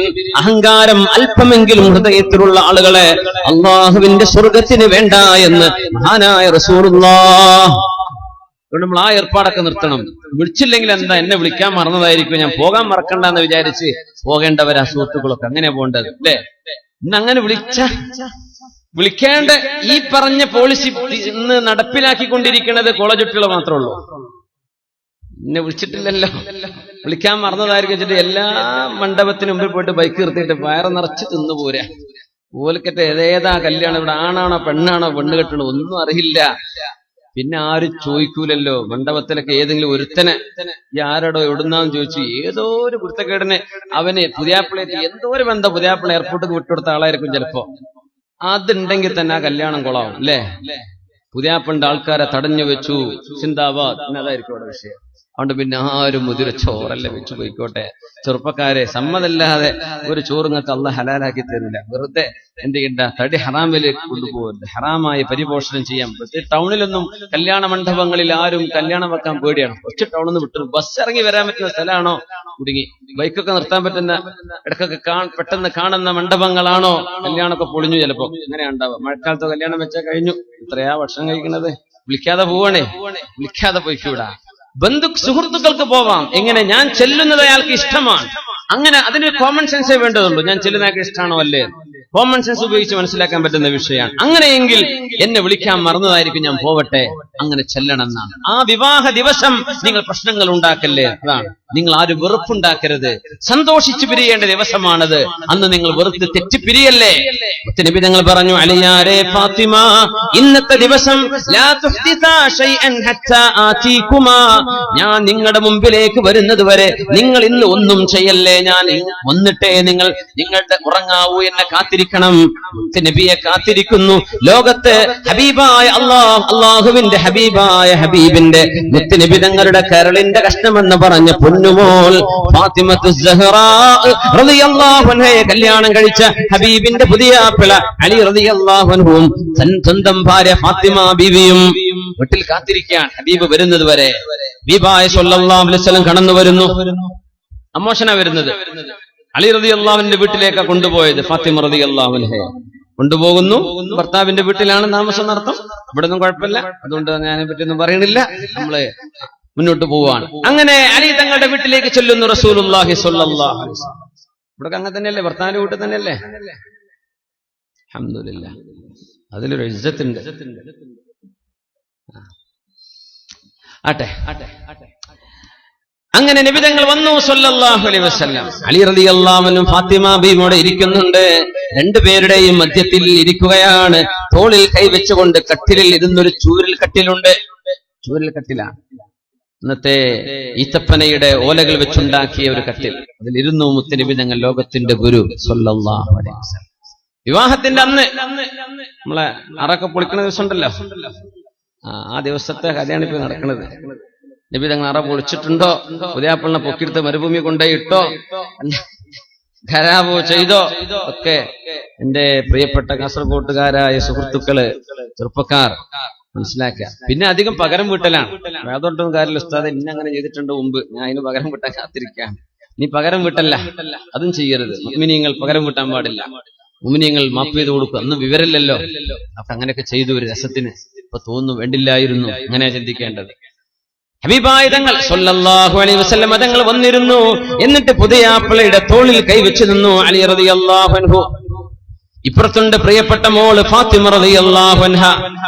എന്നിട്ട് പറയുന്നു ഹബീബായ തങ്ങൾ, അല്ലാഹുവേ ഹാദാ അലിയു അഹബ്ബുന്നാസി ഇലയ്യ ഫഅഹിബ്ബഹ്. അല്ലാഹുവേ ഇത് അലിയാണ്. അഹബ്ബുന്നാസി ഇലയ്യ, എനിക്ക് ജനങ്ങളിൽ ഏറ്റവും ഇഷ്ടപ്പെട്ട എന്റെ പ്രിയപ്പെട്ട കൂട്ടുകാരനാണ്, എന്റെ അലിയാണിത്. ഫഅഹിബ്ബഹു, അലിയെ നീ സ്നേഹിക്കണമേ തമ്പുരാനെ. ഹബീബാണ് ദുആ ചെയ്തു കൊടുക്കുന്നത് സ്വല്ലല്ലാഹു അലൈഹി വസല്ലം. അതിലും വലിയ പവർഫുൾ ആയ ദുആ വേറെയുണ്ടോ ലോകത്ത്? അലിയാരെ സ്നേഹിക്കുക റബ്ബേ. പുതിയാപ്പിളെ സ്നേഹിക്കണേ പടച്ചോനെ. എന്റെ പുതിയാപ്പിളയാണ്, എന്റെ പുതിയാപ്പിളെ നീ ഇഷ്ടപ്പെടും റബ്ബേ. ദുആ ചെയ്തു. എന്തോ ഒരു നല്ല ദുആ. വിവാഹത്തിന്റെ ആദ്യത്തെ രാവാണത്, രാത്രിയാണത്. ഇത് ദുആ ചെയ്ത് കൊടുക്കാൻ അമ്മോഷന്മാർക്ക് ഒരു പക്ഷെ ആഗ്രഹം ഉണ്ടായിരിക്കും. ദുആ ചെയ്യാൻ പുതിയാപ്പിളെ നേരം വിളിക്കണവരെ കിട്ടുന്നില്ലല്ലോ. പുതിയാപ്പിള തട്ടിക്കൊണ്ടേതാണ്. എത്ര പുതിയാപ്പിളാരങ്ങനെ ഇടങ്ങാറായിട്ടുണ്ടാവും റഹ്മാനായ റബ്ബേ. ചിലപ്പോ ഒരു കൂട്ടുകാർക്ക് ഇങ്ങനെ പണി കൊടുത്തിട്ടുണ്ടാവും മുമ്പ്, അതിന് കിട്ടിയതായിരിക്കും ചിലപ്പോ. പക്ഷെ അങ്ങനെ ചെയ്യല്ലേ. ഇത് ഇബാദത്തല്ലയോ? അല്ലാഹുവിന്റെ ഹബീബ് പറഞ്ഞതല്ലേ, അന്നികാഹു സുന്നതി, ഇത് എന്റെ സുന്നത്താണ്, എന്റെ ചര്യയാണ്, എന്റെ ചര്യയാണിത്. ഫമൻ റഗിബ അൻ സുന്നതി ഫലൈസ മിന്നി, എന്റെ ചര്യ, ഞാൻ ഇഷ്ടപ്പെട്ടത് നിങ്ങൾ ഇഷ്ടപ്പെടുന്നില്ലെങ്കിൽ നിങ്ങൾ എന്നിൽ പെട്ടവരല്ല എന്ന് റസൂലുള്ളാഹ്. അതുകൊണ്ട് ഹബീബ് സുന്നത്തായി വെച്ചൊരു അമലാണ് നമ്മൾ ഇങ്ങനെ ആഭാസങ്ങൾ കാണിച്ചു കൂട്ടുന്നത്. അങ്ങനെ ചെയ്യല്ലേ, അങ്ങനെ ചെയ്യല്ലേ. പുതിയാപ്പിളമാരെ തട്ടിക്കൊണ്ടുപോവല്ലേ. അതുപോലെയുള്ള ആഭാസങ്ങൾ നമ്മൾ ഇനി ചെയ്യല്ലേ. അഫല്ലാഹു അമ്മാ സലഫ്, കഴിഞ്ഞുപോയ എല്ലാ തെറ്റുകളും അല്ലാഹു നമുക്ക് പുറത്തു തരട്ടെ. ഇവിടെ അങ്ങോട്ട് നന്മയിൽ ജീവിക്കാൻ അല്ലാഹു നമുക്ക് തൗഫീഖ് തരട്ടെ. പുതിയാപ്പിളക്ക് ദുആ ചെയ്തു കൊടുക്കേണ്ട നേരമാണത്. അല്ലാഹുമ്മ ബാരിക് ലഹ് ബാറകല്ലാഹു ലക, അല്ലാഹുവിനോട് ബറക്കത്തിന് ചോദിക്കേണ്ട നേരമാണത്. ഹബീബായ സ്വല്ലല്ലാഹു അലൈഹി വസല്ലം തങ്ങൾ ദുആ ചെയ്യാൻ പറഞ്ഞു കൊടുത്തു. ബാറകല്ലാഹു ലകുമാ വബാറക ഫീകുമാ വജമഅ ബൈനകുമാ ഫീ ഖൈരിൻ വലുത്ഫിൻ വആഫിയ. അന്ന് ജാഹിലിയക്കാർ ദുആ ചെയ്യുമായിരുന്നു ബിർറഫാഇ വൽ ബനീൻ. ബിർറഫാഇ വൽ ബനീൻ, കല്യാണം കഴിഞ്ഞ പുതിയാപ്പിളോട് ആദ്യം അതാ പറയാ, ബിർറഫാ വൽ ബനീൻ, നല്ല ഐശ്വര്യം ഉണ്ടാവട്ടെ, ആൺകുട്ടികൾ ഉണ്ടാവട്ടെ. അത് നബി ഞങ്ങൾ പറഞ്ഞു, അത് വേണ്ട, നിങ്ങൾക്ക് പെൺകുട്ടികൾ വേണ്ടല്ലേ. വതജഅലൂന ലില്ലാഹി ബനാതിൻ സുബ്ഹാന, നിങ്ങൾക്ക് പെൺകുട്ടികളെ വേണ്ട, പെൺകുട്ടികളാണെന്ന് പറയുമ്പോൾ നിങ്ങൾക്ക് അപമാനമല്ലേ. എന്നിട്ട് അള്ളാഹുവിന് പെൺകുട്ടികളുണ്ട് എന്ന് നിങ്ങൾ പറയുകയും ചെയ്യാം. കാരണം അവര് ഇസ്ലാമിന്റെ മുമ്പ് അള്ളാഹുവിന്റെ മലക്കുകൾ പെൺകുട്ടികളാണെന്ന് അവർ പറഞ്ഞിരുന്നു. നിങ്ങൾക്ക് ആൺകുട്ടികളും അള്ളാഹു പെൺകുട്ടികളും അല്ലേ, അങ്ങനെ അവർ പറയാറുണ്ട്. ബിർറഫാ വൽ ബനീൻ, ആൺകുട്ടികളെ ജനിക്കട്ടെ എന്ന് പറയും, ആശീർവദിച്ചു കൊടുക്കും. ഹബീബ് പറഞ്ഞു, അങ്ങനെ പറയല്ലേ, ആൺകുട്ടികളും പെൺകുട്ടികളും അല്ലാഹു ചെയ്യുന്ന റഹ്മത്തല്ലയോ. അതുകൊണ്ട് ദുആ ഇറക്കേണ്ടത് ബാറകല്ലാഹു ലകുമാ വബാറക അലൈകുമാ വജമഅ ബൈനകുമാ ഫീ ഖൈരിൻ വലുത്ഫ്. അല്ലാഹു നിങ്ങൾ രണ്ടുപേർക്കും ബറക്കത്ത് തരട്ടെ, ഐശ്വര്യം തരട്ടെ. നിങ്ങൾ രണ്ടുപേരുടെയും മനസ്സുകൾക്കിടയിൽ അല്ലാഹു സ്നേഹം തരട്ടെ, നിങ്ങളുടെ ജീവിതത്തിൽ അല്ലാഹു ഐശ്വര്യം തരട്ടെ. അങ്ങനെയാ പറയേണ്ടത്. ആൺകുട്ടികളെ മാത്രം ചോദിക്കുമ്പോ പെൺകുട്ടികളെ വേണ്ട എന്ന ധ്വനി എവിടെയുണ്ട്? അല്ലാഹു തആല മക്കളെ കൊടുക്കുമെന്ന് ആദ്യം പറഞ്ഞപ്പോ പെൺകുട്ടികളെ കൊടുക്കുമെന്നല്ലേ പറഞ്ഞത്? പെൺകുട്ടികളെ കൊടുക്കുന്നല്ലേ ആദ്യം പറഞ്ഞത്, പിന്നെയാണ് ആൺകുട്ടികളെ കൊടുക്കും, പിന്നെയാ പറഞ്ഞത് ആൺകുട്ടികളെയും പെൺകുട്ടികളെയും കൊടുക്കുമെന്ന്. യഹബു ലിമൻ യശാഉ ഇനാസാ, അല്ലാഹു ഇഷ്ടപ്പെടുന്നവർക്ക് പെൺകുട്ടികളെ കൊടുക്കും. വയഹബു ലിമൻ യശാഉ الذുകൂറ, അല്ലാഹു ഇഷ്ടപ്പെടുന്നവർക്ക് ആൺമക്കളെയും കൊടുക്കും. ഔ യുസവ്വിജുഹും ദുക്റാനൻ വഇനാസാ, ചില ആളുകൾക്ക് ആൺമക്കളെയും കൊടുക്കും പെൺമക്കളെയും കൊടുക്കും. വയജഅലു മൻ യശാഉ അഖീമാ, ചില ആളുകൾക്ക് അല്ലാഹു മക്കളെ തന്നെ കൊടുക്കുന്നില്ല. ഒരുപാട് ചികിത്സിച്ചു, ഒരുപാട് പ്രാർത്ഥിച്ചു, മക്കളില്ല. അല്ലാഹുവിന്റെ തീരുമാനം അതാണ്, ആശ്വസിക്കണം, തകർന്നു പോവരുത്, തകർന്നു പോവല്ലേ, അല്ലാഹുവിന്റെ തീരുമാനം അതാണ്. വാസിലത്ത് ഇബ്നുൽ അസ്ഖഅ റളിയല്ലാഹു അൻഹു പറയുമായിരുന്നു, മിയുന്നിൽ മർഅ അൻ തലിദൽ ഇനാത അവല, ഒരു പെണ്ണിന്റെ സൗഭാഗ്യമാണ് ആദ്യം ജനിക്കുന്ന കുഞ്ഞു പെൺകുട്ടിയാവലെന്ന് മഹാനായ വാസിലത്ത് ഇബ്നുൽ അസ്ഖഅ റളിയല്ലാഹു അൻഹു ഈ ആയത്തിനെ വ്യാഖ്യാനിച്ചുകൊണ്ട് പറഞ്ഞിട്ടുണ്ട്. ആദ്യത്തെ കുട്ടി പെൺകുട്ടിയാകുന്നത് ഒരു പെണ്ണിന് കിട്ടുന്ന ബറക്കത്താണ്. എന്തുകൊണ്ട്?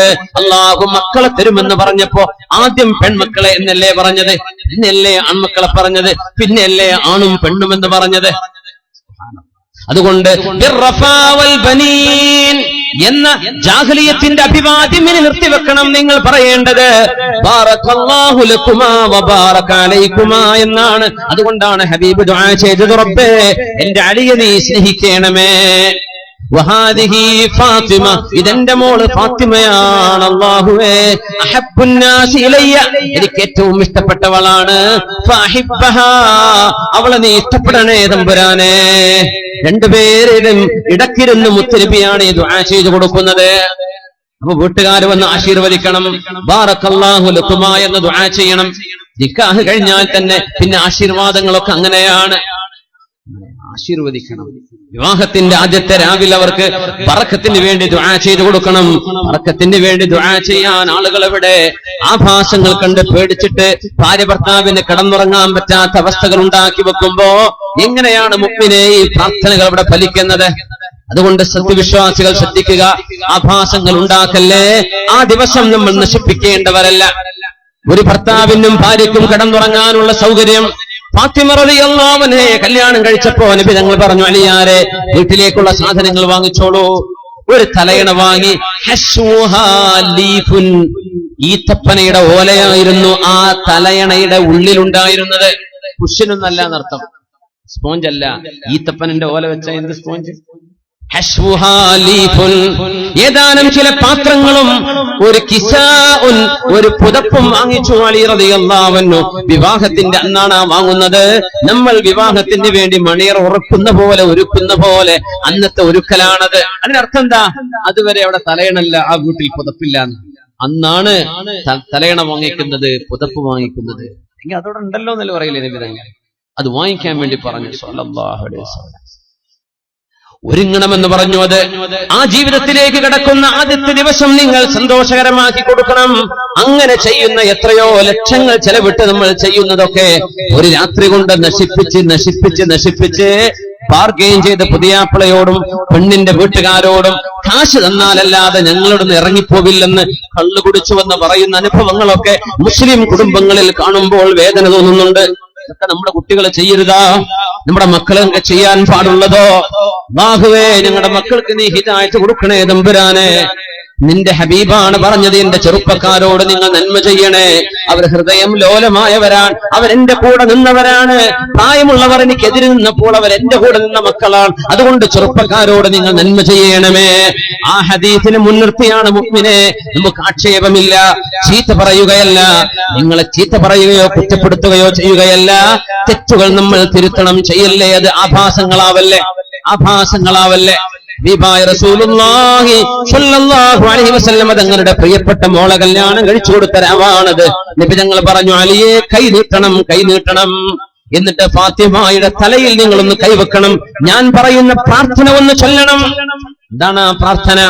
അലി റളിയല്ലാഹു അൻഹു കൈ നീട്ടുകയും ഫാത്തിമ ബീവിയുടെ തലയിൽ കൈവച്ചുകൊണ്ട് പറയുന്നു, അലിയാരെ ചൊല്ലിക്കോളൂ, അല്ലാഹുമ്മ ഇന്നി അസ്അലുക ഖൈറഹാ വഖൈറ മാ ഹിയ ലഹ വഅഊദു ബിക മിൻ ശർരിഹാ വശർരി മാ ഹിയ ലഹ. അല്ലാഹുവേ, ഈ ഫാത്തിമയിൽ എന്തെല്ലാം ഖൈറുണ്ടോ ആ ഖൈർ നീ എനിക്ക് നൽകണമേ. അവരിൽ നിന്ന് അവർ കാരണം എന്തെല്ലാം ഖൈറുണ്ടാകുമോ ആ ഖൈറും എനിക്ക് നൽകണമേ. പറയാത്തവർക്ക് പോയി.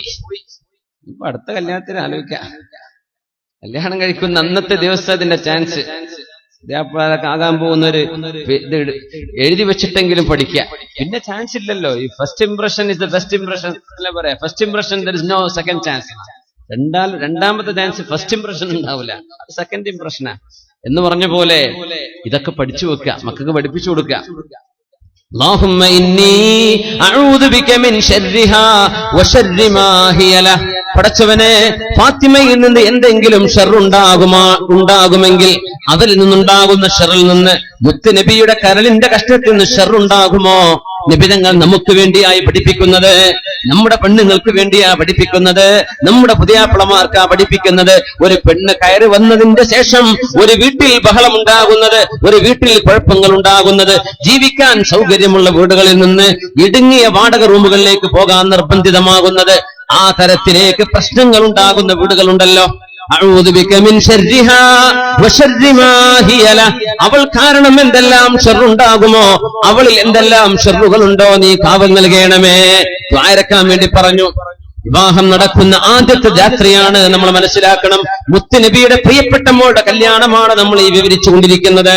നബി തങ്ങൾ പറഞ്ഞു, അലിയേ, ഫാത്തിമ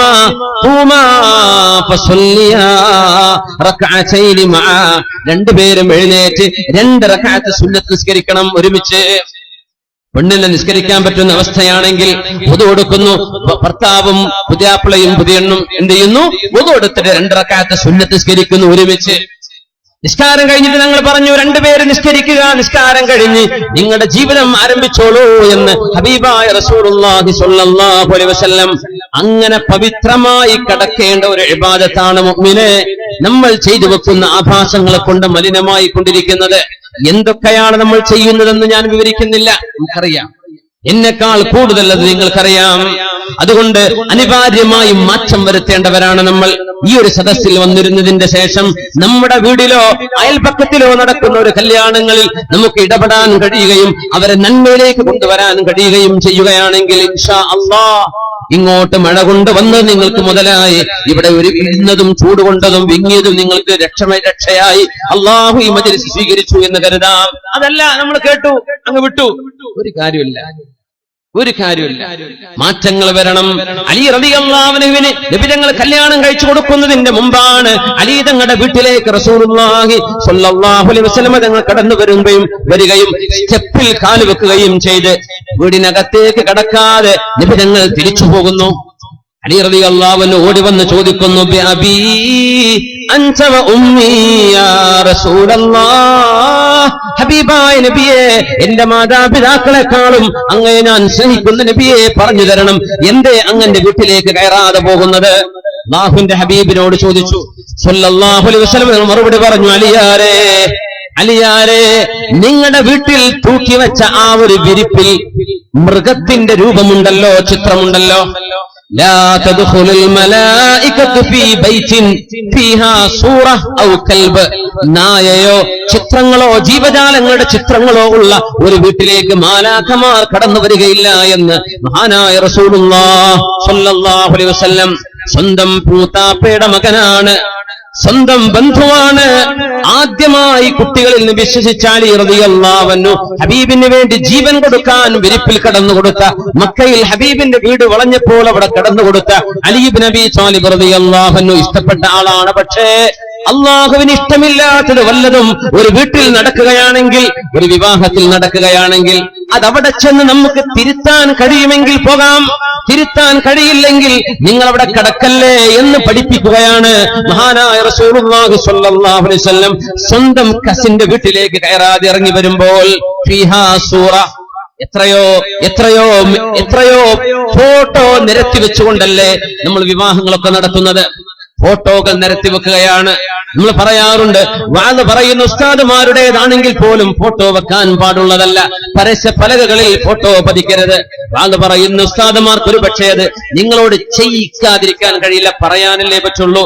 ചെയ്യരുത് എന്ന് പറയും, ചെയ്യാൻ പാടുള്ളതല്ല. എന്തുകൊണ്ട്? അത് അല്ലാഹുവിന് ഇഷ്ടമല്ല, അല്ലാഹുവിന് ഇഷ്ടമല്ല, മുത്തനബി തങ്ങൾക്ക് ഇഷ്ടമായിരുന്നില്ല.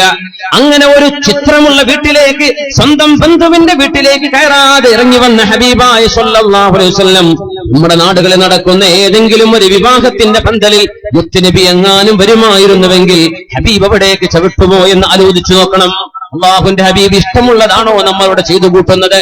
ഗാനമേളകൾ ഹബീബായ നബി തങ്ങൾ പറയാറുണ്ട്, വിവാഹത്തിന്റെ ദിവസം നിങ്ങൾ ഹലാൽ കൊണ്ട് നിങ്ങൾക്ക് ആസ്വദിക്കാം, അവിടെ സന്തോഷം വേണം, ദഫ് മുട്ടണം നബി തങ്ങൾ പറഞ്ഞു.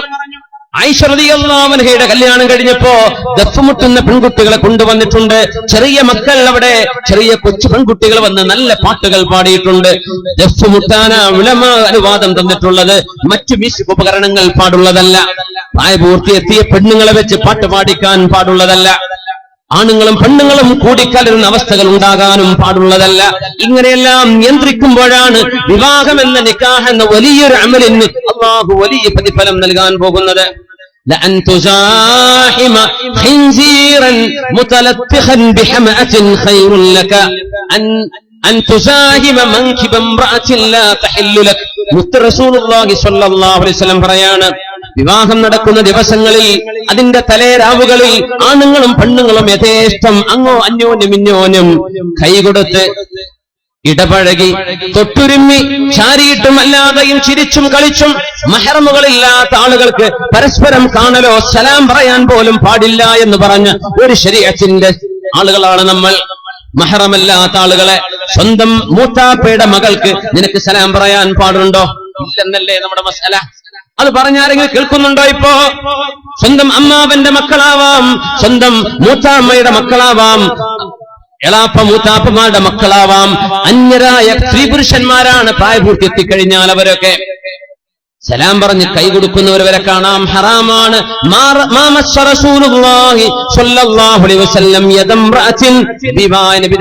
ഒരു പെണ്ണിന്റെയും അന്യ പെണ്ണിന്റെ കൈ നബി തങ്ങൾ തൊട്ടിട്ടില്ലെന്ന് മഹാദി ആയിഷത്ത് സിദ്ദീഖ റളിയല്ലാഹു തആല അൻഹ. പിന്നെ എങ്ങനെയാ ഫോട്ടോഗ്രാഫറെ നമ്മൾ ഉള്ളിലേക്ക് വിടുന്നത്? ഫോട്ടോഗ്രാഫർ അന്യ ആളാണ്. ഒരു കല്യാണത്തിന്റെ മെമ്മറി സൂക്ഷിക്കാൻ വേണ്ടി വലിയൊരു പാചകം ചെയ്യണോ?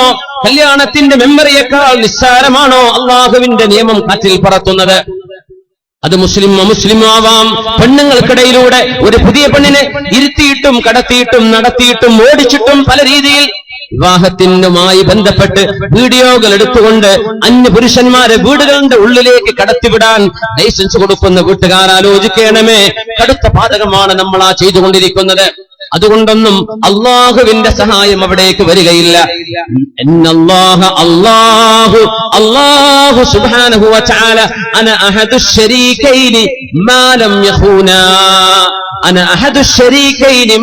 യഖൂനാ രണ്ടാളുകൾ ജീവിതത്തിലേക്ക് പ്രവേശിക്കുമ്പോൾ, രണ്ടാളുകൾ കൂട്ടുകച്ചവടം ചെയ്യുമ്പോൾ, രണ്ടാളുകൾ പാർട്ട്ണർമാരായി ജീവിക്കുമ്പോൾ ഞാൻ അവരോടൊപ്പം മൂന്നാമനായി അവരുടെ കൂടെയുണ്ട്. മാലം യഖൂന, അതിലേതെങ്കിലും ഒരാൾ അള്ളാഹുവിന്റെ നിയമം കാറ്റിൽ പറത്താത്ത കാലത്തോളം, ഏതെങ്കിലും ഒരാൾ അള്ളാഹുവിന്റെ നിയമം ലംഘിക്കുകയാണെങ്കിൽ അള്ളാഹുവിന്റെ സഹായം അവിടെ നിന്ന് എടുത്തുകൊണ്ടുപോകുമെന്ന് മഹാനായ റസൂലുള്ളാഹി സ്വല്ലല്ലാഹു അലൈഹി വസല്ലം. അതുകൊണ്ട് മുഅ്മിനീങ്ങളെ വളരെ ഗുരുതരമാണ്. ഹബീബായ തങ്ങൾ പറഞ്ഞു, ഇയ്യാകും വദ്ദുഖൂല അലൻ നിസാ, നിങ്ങൾ പെണ്ണുങ്ങളുടെ അരികത്തേക്ക് കടന്നു ചെല്ലല്ലേ, പെണ്ണുങ്ങളുടെ ഇടയിലേക്ക് ഇറങ്ങി ചെല്ലരുത്. അവർ ചോദിച്ചു, നബിയേ അറഅയ്തൽ ഹംവ, കല്യാണം നടക്കുമ്പോ സ്വന്തം ജേഷ്ഠന്റെ ഭാര്യയുടെ അരികത്തേക്ക് പ്രായപൂർത്തിയെത്തിയ അനുജന് പോകുന്നതിന് കുഴപ്പമുണ്ടോ നബിയേ? പുതിയാപ്പിളുടെ അനുജനല്ലേ, പുതിയാപ്പിളുടെ ജ്യേഷ്ഠനല്ലേ? വിഭാഗങ്ങൾ കൊടുത്ത മറുപടി എന്താണ്? സ്വന്തം ഭർത്താവിന്റെ അനുജനോടുള്ള സമീപനം ഇങ്ങനെയാണെങ്കിൽ അന്യരോടുള്ള സമീപനം എങ്ങനെയെന്ന് നമ്മൾ മനസ്സിലാക്കാൻ വേണ്ടി ദീപിന്റെ മറുപടി നമ്മുടെ മുതഅല്ലിമീങ്ങളൊക്കെ പഠിക്കുന്ന ഹദീസാണത്.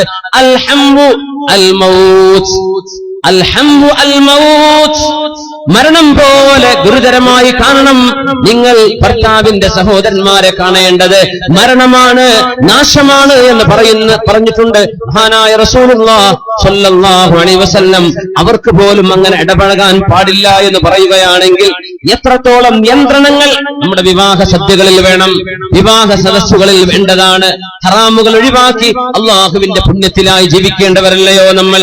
അലി റളിയല്ലാഹു തആല അൻഹു ആ വിവാഹ ജീവിതം ആരംഭിച്ചിട്ട് ഹബീബായ റസൂലുള്ളാഹി സ്വല്ലല്ലാഹു അലൈഹി വസല്ലം സുബ്ഹി നിസ്കാരം കഴിഞ്ഞാൽ, സുബ്ഹി നിസ്കാരത്തിന് പോകുന്ന പോക്കിൽ തന്നെ അലിയാടെ വാതിൽക്കൽ വന്ന് മുട്ടിക്കൊണ്ട് പറയും, യാ അലിയു, അലിയേ, യാ ഫാത്തിമ, ഫാത്തിമ ഖൂമാ ഫസല്ലിയാ വലൗ റകഅതൈനി ഖബ്ലൽ ഫജ്ർ. ഫാത്തിമ, അലിയെ, സുബ്ഹിക്ക് മുമ്പ് 2 റകഅത്തെങ്കിലും നിങ്ങൾ നിസ്കരിച്ചേക്കണമേ എന്ന് സ്വന്തം മരുമകനോട്, സ്വന്തം മോളോട് പറയാറുണ്ട് റസൂലുള്ളാഹി സ്വല്ലല്ലാഹു അലൈഹി വസല്ലം. കല്യാണം കഴിഞ്ഞാൽ തീർന്നു, അങ്ങനെ പറയാം. കല്യാണം കഴിഞ്ഞാൽ അവരായി, അവരുടെ പാടായി. ഞാൻ കൊടുത്തു, കൊടുക്കാനുള്ളത് കൊടുത്തു, ഇഷ്ടംപോലെ സ്വത്ത് കൊടുത്തു, കാറ് കൊടുത്തു, അത് കൊടുത്തു, ഇത് കൊടുത്തു, ഇനി എനിക്ക് ബാധ്യതയില്ലെന്ന് പറയുന്ന പെണ്ണിന്റെ വാപ്പമാർ ആലോചിക്കണം. അഷ്റഫുൽ ഖൽഖ് സ്വല്ലല്ലാഹു അലൈഹി വസല്ലം തങ്ങൾ പ്രശ്നങ്ങളിൽ ഇടപെട്ടിട്ടുണ്ട്. കലാപങ്ങൾ ഉണ്ടാവരുത്, പരസ്പരം പഴിചാരുന്ന അവസ്ഥകൾ ഉണ്ടാകരുത്. ഫാത്തിമ ബീവിയോട് എന്തോ ഒരു ചെറിയ കശപിശകുണ്ടായി. അലി റളിയല്ലാഹു തആല അൻഹു വീട്ടിൽ നിന്ന് ഇറങ്ങിപ്പോയപ്പോ ഹബീബായ ഞങ്ങൾ വന്ന് ചോദിച്ചു, മോളെ അലി എവിടെ, ഭർത്താവ് എവിടെ? നബിയെ, എന്നോട് പിണങ്ങിയിരിക്കുകയാണെന്ന്. എവിടെ അലി? അറിയില്ല നബിയെ, പള്ളിയിൽ കാണും നബിയെ, പള്ളിയിൽ കാണും. അതൊരു അത്ഭുത. എവിടെ കാണും? ക്ലബിൽ കാണും നമ്മൾ പറയാം അല്ലെ, ക്ലബിൽ ഉണ്ടാവുന്നു. ഫാത്തിമ ബീവിക്ക് ഉറപ്പാണ്, തന്നോട് പിണങ്ങിയാലും അള്ളാഹുവിനെ വിട്ട് കളിക്കുന്ന ആളല്ല എന്റെ ഭർത്താവെന്ന്. പിണങ്ങിപ്പോയ ഭർത്താവ് എവിടെയാണെന്ന് ചോദിക്കുമ്പോ പള്ളിയിൽ ഉണ്ടാകും നബിയെ. നബി തങ്ങൾ പള്ളിയിലേക്ക് പോകുന്ന ആരാണിത്? അമ്മോശനാണിത്. പ്രശ്നങ്ങൾ വരുമ്പോ തീർക്കേണ്ടവരാണ് അമ്മോശന്മാർ. കയ്യും കെട്ടി നിൽക്കരുത്. നബി തങ്ങൾ ചെല്ലുമ്പോ പായയില്ലാത്ത മണ്ണ് വിരിച്ച ഒരു പള്ളിക്കുള്ളിൽ മണ്ണായിരുന്നു അന്ന്. ആ ഒരു പള്ളിയിൽ, മസ്ജിദ് നബവിയിലല്ല, വേറെ അടുത്തുള്ള ഒരു പള്ളിയിൽ ഹബീബായ തങ്ങൾ അലിയാരെ തങ്ങി നോക്കുമ്പോൾ സ്വന്തം ഭാര്യയോട് എന്തോ ഒരു ചെറിയ സൗന്ദര്യപ്പിണക്കമുണ്ടായി. മണ്ണിൽ ഇങ്ങനെ മലർന്നു കിടന്നുറങ്ങുന്നു അലി റളിയല്ലാഹു അൻഹു. അല്ലാഹുവിന്റെ പള്ളിയിൽ നബി തങ്ങൾ ചെന്ന് ചോദിച്ചു, അലിയേ എന്ന് വിളിക്കേണ്ടതിന്റെ പകരം യാ അബാ തുറാബ്, യാ അബാ തുറാബ്, മണ്ണിൽ കിടക്കുന്ന എന്റെ പുതിയാപ്പിളേ. യാ റസൂലല്ലാഹ്, നബിയേ, അലിയെ ഒന്നടുത്തു വരണം.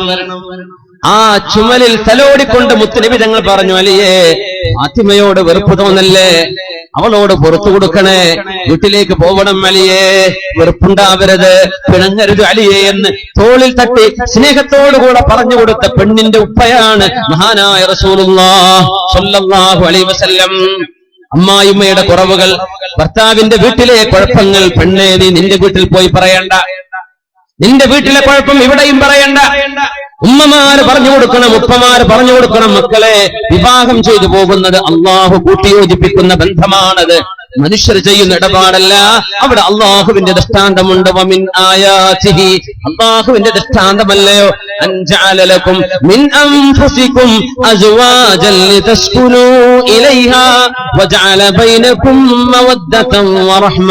നിങ്ങളുടെ മനസ്സുകൾക്കിടയിൽ സ്നേഹത്തിൽ ഊട്ടിയുറപ്പിച്ച ബന്ധം, വിവാഹ ബന്ധങ്ങൾ ഉണ്ടാക്കി തരുന്നത് അള്ളാഹു ചെയ്യുന്ന പണിയാണ് മോളെ. അതുകൊണ്ട് നിന്റെ ഭർത്താവിന് കച്ചവടമുണ്ടെങ്കിലും ഇല്ലെങ്കിലും, ലാഭമാണെങ്കിലും നഷ്ടമാണെങ്കിലും, അവിടെ സുഖമാണെങ്കിലും അവിടെ നിങ്ങൾക്ക് പ്രയാസങ്ങളുണ്ടെങ്കിലും ക്ഷമയോടുകൂടെ കഴിഞ്ഞുകൂടണം മോളെ. ഭർത്താവിനെ വിഷമിപ്പിക്കല്ലേ, വീട്ടുകാരോട് നല്ല നിരക്ക് പെരുമാറണം മോളെ. അവിടുത്തെ കുറ്റം ഇവിടെ പറയല്ലേ, ഇവിടത്തേത് അവിടെയും പറയല്ലേ. ഇതാണ് ഉമ്മമാര് പറഞ്ഞു കൊടുക്കേണ്ടത്, ഇതാണ് ഉപ്പമാര് പറഞ്ഞു കൊടുക്കേണ്ടത്. ഇന്ന് മറിച്ച എന്തെങ്കിലും ഉണ്ടെങ്കിൽ മോളെ, അപ്പ നമ്പർ ഉണ്ടല്ലോ, ഉമ്മ നമ്പർ ഉണ്ടല്ലോ, ഒന്ന് വിളിച്ചാൽ മതി, ഉമ്മ അപ്പൊ ഓട്ടോസ് എടുത്ത് വരാം. ഇങ്ങനെ പഠിപ്പിക്കല്ലേ, ഇത് തർബിയത്തല്ല, ഇത് തർബിയത്തല്ല. മക്കളെ പഠിപ്പിക്കേണ്ടതും വളർത്തേണ്ടതും ഇങ്ങനെയല്ല. ഇത് മക്കൾക്ക് തോന്നിവാസം പഠിപ്പിക്കലാണ്. ഈ മക്കൾക്ക് സ്വന്തം ഭർത്താവിനോടുള്ള ബഹുമാനം നഷ്ടപ്പെടാൻ കാരണമാണ്.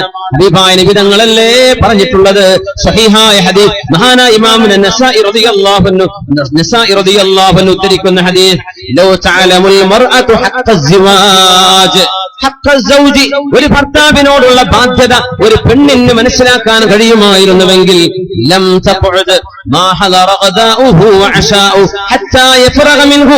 ഭർത്താവ് ഉച്ചഭക്ഷണം കഴിക്കുകയോ രാത്രി ഭക്ഷണം കഴിക്കുകയോ ചെയ്യുമ്പോൾ ഭർത്താവ് ഭക്ഷണം കഴിച്ച് എഴുന്നേൽക്കുന്നവരെ ആ പെണ്ണിന് ഇരിക്കാൻ കഴിയുകയില്ല എന്ന് മഹാനായ റസൂലുള്ളാഹി സ്വല്ലല്ലാഹു അലൈഹി വസല്ലം. ഒരു പെണ്ണ് സ്വന്തം ഭർത്താവിന് അല്ലാഹു നൽകുന്ന മഹത്വം. ഭർത്താവിന് ഇങ്ങോട്ടും കടപ്പാടുകളുണ്ട്, പെണ്ണിനോട് ഉത്തരവാദിത്തങ്ങളുണ്ട്, അങ്ങോട്ടും ഇങ്ങോട്ടുമുണ്ട്. എന്നാൽ ഭർത്താവിന്റേത് കൂടുതൽ. എന്തുകൊണ്ട്? അവളെ സംരക്ഷിക്കേണ്ടത് ഇവനാണ്, അവൾക്ക് ഭക്ഷണം കൊടുക്കേണ്ടത് ഇവനാണ്, അവൾക്ക് മടകൊള്ളാതെ താമസിപ്പിക്കേണ്ടത് ഇവന്റെ ബാധ്യതയാണ്. ആ ബാധ്യതയും മഹത്വം ഒരു പെണ്ണറിയുകയാണെങ്കിൽ ഭർത്താവ് ഭക്ഷണം കഴിച്ച് തീരുന്നവരെ ഇരിക്കാതെ എഴുന്നേറ്റ് നിൽക്കുമായിരുന്നു എന്ന് മഹാനായ റസൂലുള്ളാഹി സ്വല്ലല്ലാഹു അലൈഹി വസല്ലം വിഭായതങ്ങൾ പറഞ്ഞ ഹദീസ് ഒന്നുകൂടെ ഓർക്കണേ. ലൗ അന്ന മിൻ ഖദമിഹി ഇലാ മഫറഖ് റഅസിഹി ഖർഹത്തുൻ തംബദിസു ബിൽ ഖൈഹി വസ്സുദീദ്. ഭർത്താവിന്റെ തലയിൽ നിന്ന് കാല് വരെ അഴുകിയ മുറിവുണ്ടാവുകയും ആ മുറിവിൽ നിന്ന് ഒലിച്ചു നീങ്ങുന്ന ചീഞ്ചലം പോലും തന്റെ നാവ് കൊണ്ട് വൃത്തിയാക്കെടുത്താൽ പോലും സ്വന്തം നാവ് കൊണ്ട് ഭർത്താവിന്റെ ശരീരം വൃത്തിയാക്കി കൊടുത്താൽ പോലും ആ ഭർത്താവിനോടുള്ള ബാധ്യത വീടുന്നില്ല എന്ന് മഹാനായ റസൂലുള്ളാഹി സ്വല്ലല്ലാഹു അലൈഹി വസല്ലം തങ്ങൾ പറഞ്ഞത് ഇമാം അഹ്മദ് റളിയല്ലാഹു അൻഹു, ഇമാമുന നസാഇ റളിയല്ലാഹു അൻഹു ഉദ്ധരിച്ച സ്വഹീഹിൽ വന്ന സ്വഹീഹായ ഹദീസുകളാണിത്. അതുകൊണ്ട് ആ ഒരു കടപ്പാട്, ഭർത്താവിനോടുള്ള ബാധ്യത പെണ്ണിന്റെ ഉമ്മമാർ മനസ്സിലാക്കി കൊടുക്കണം.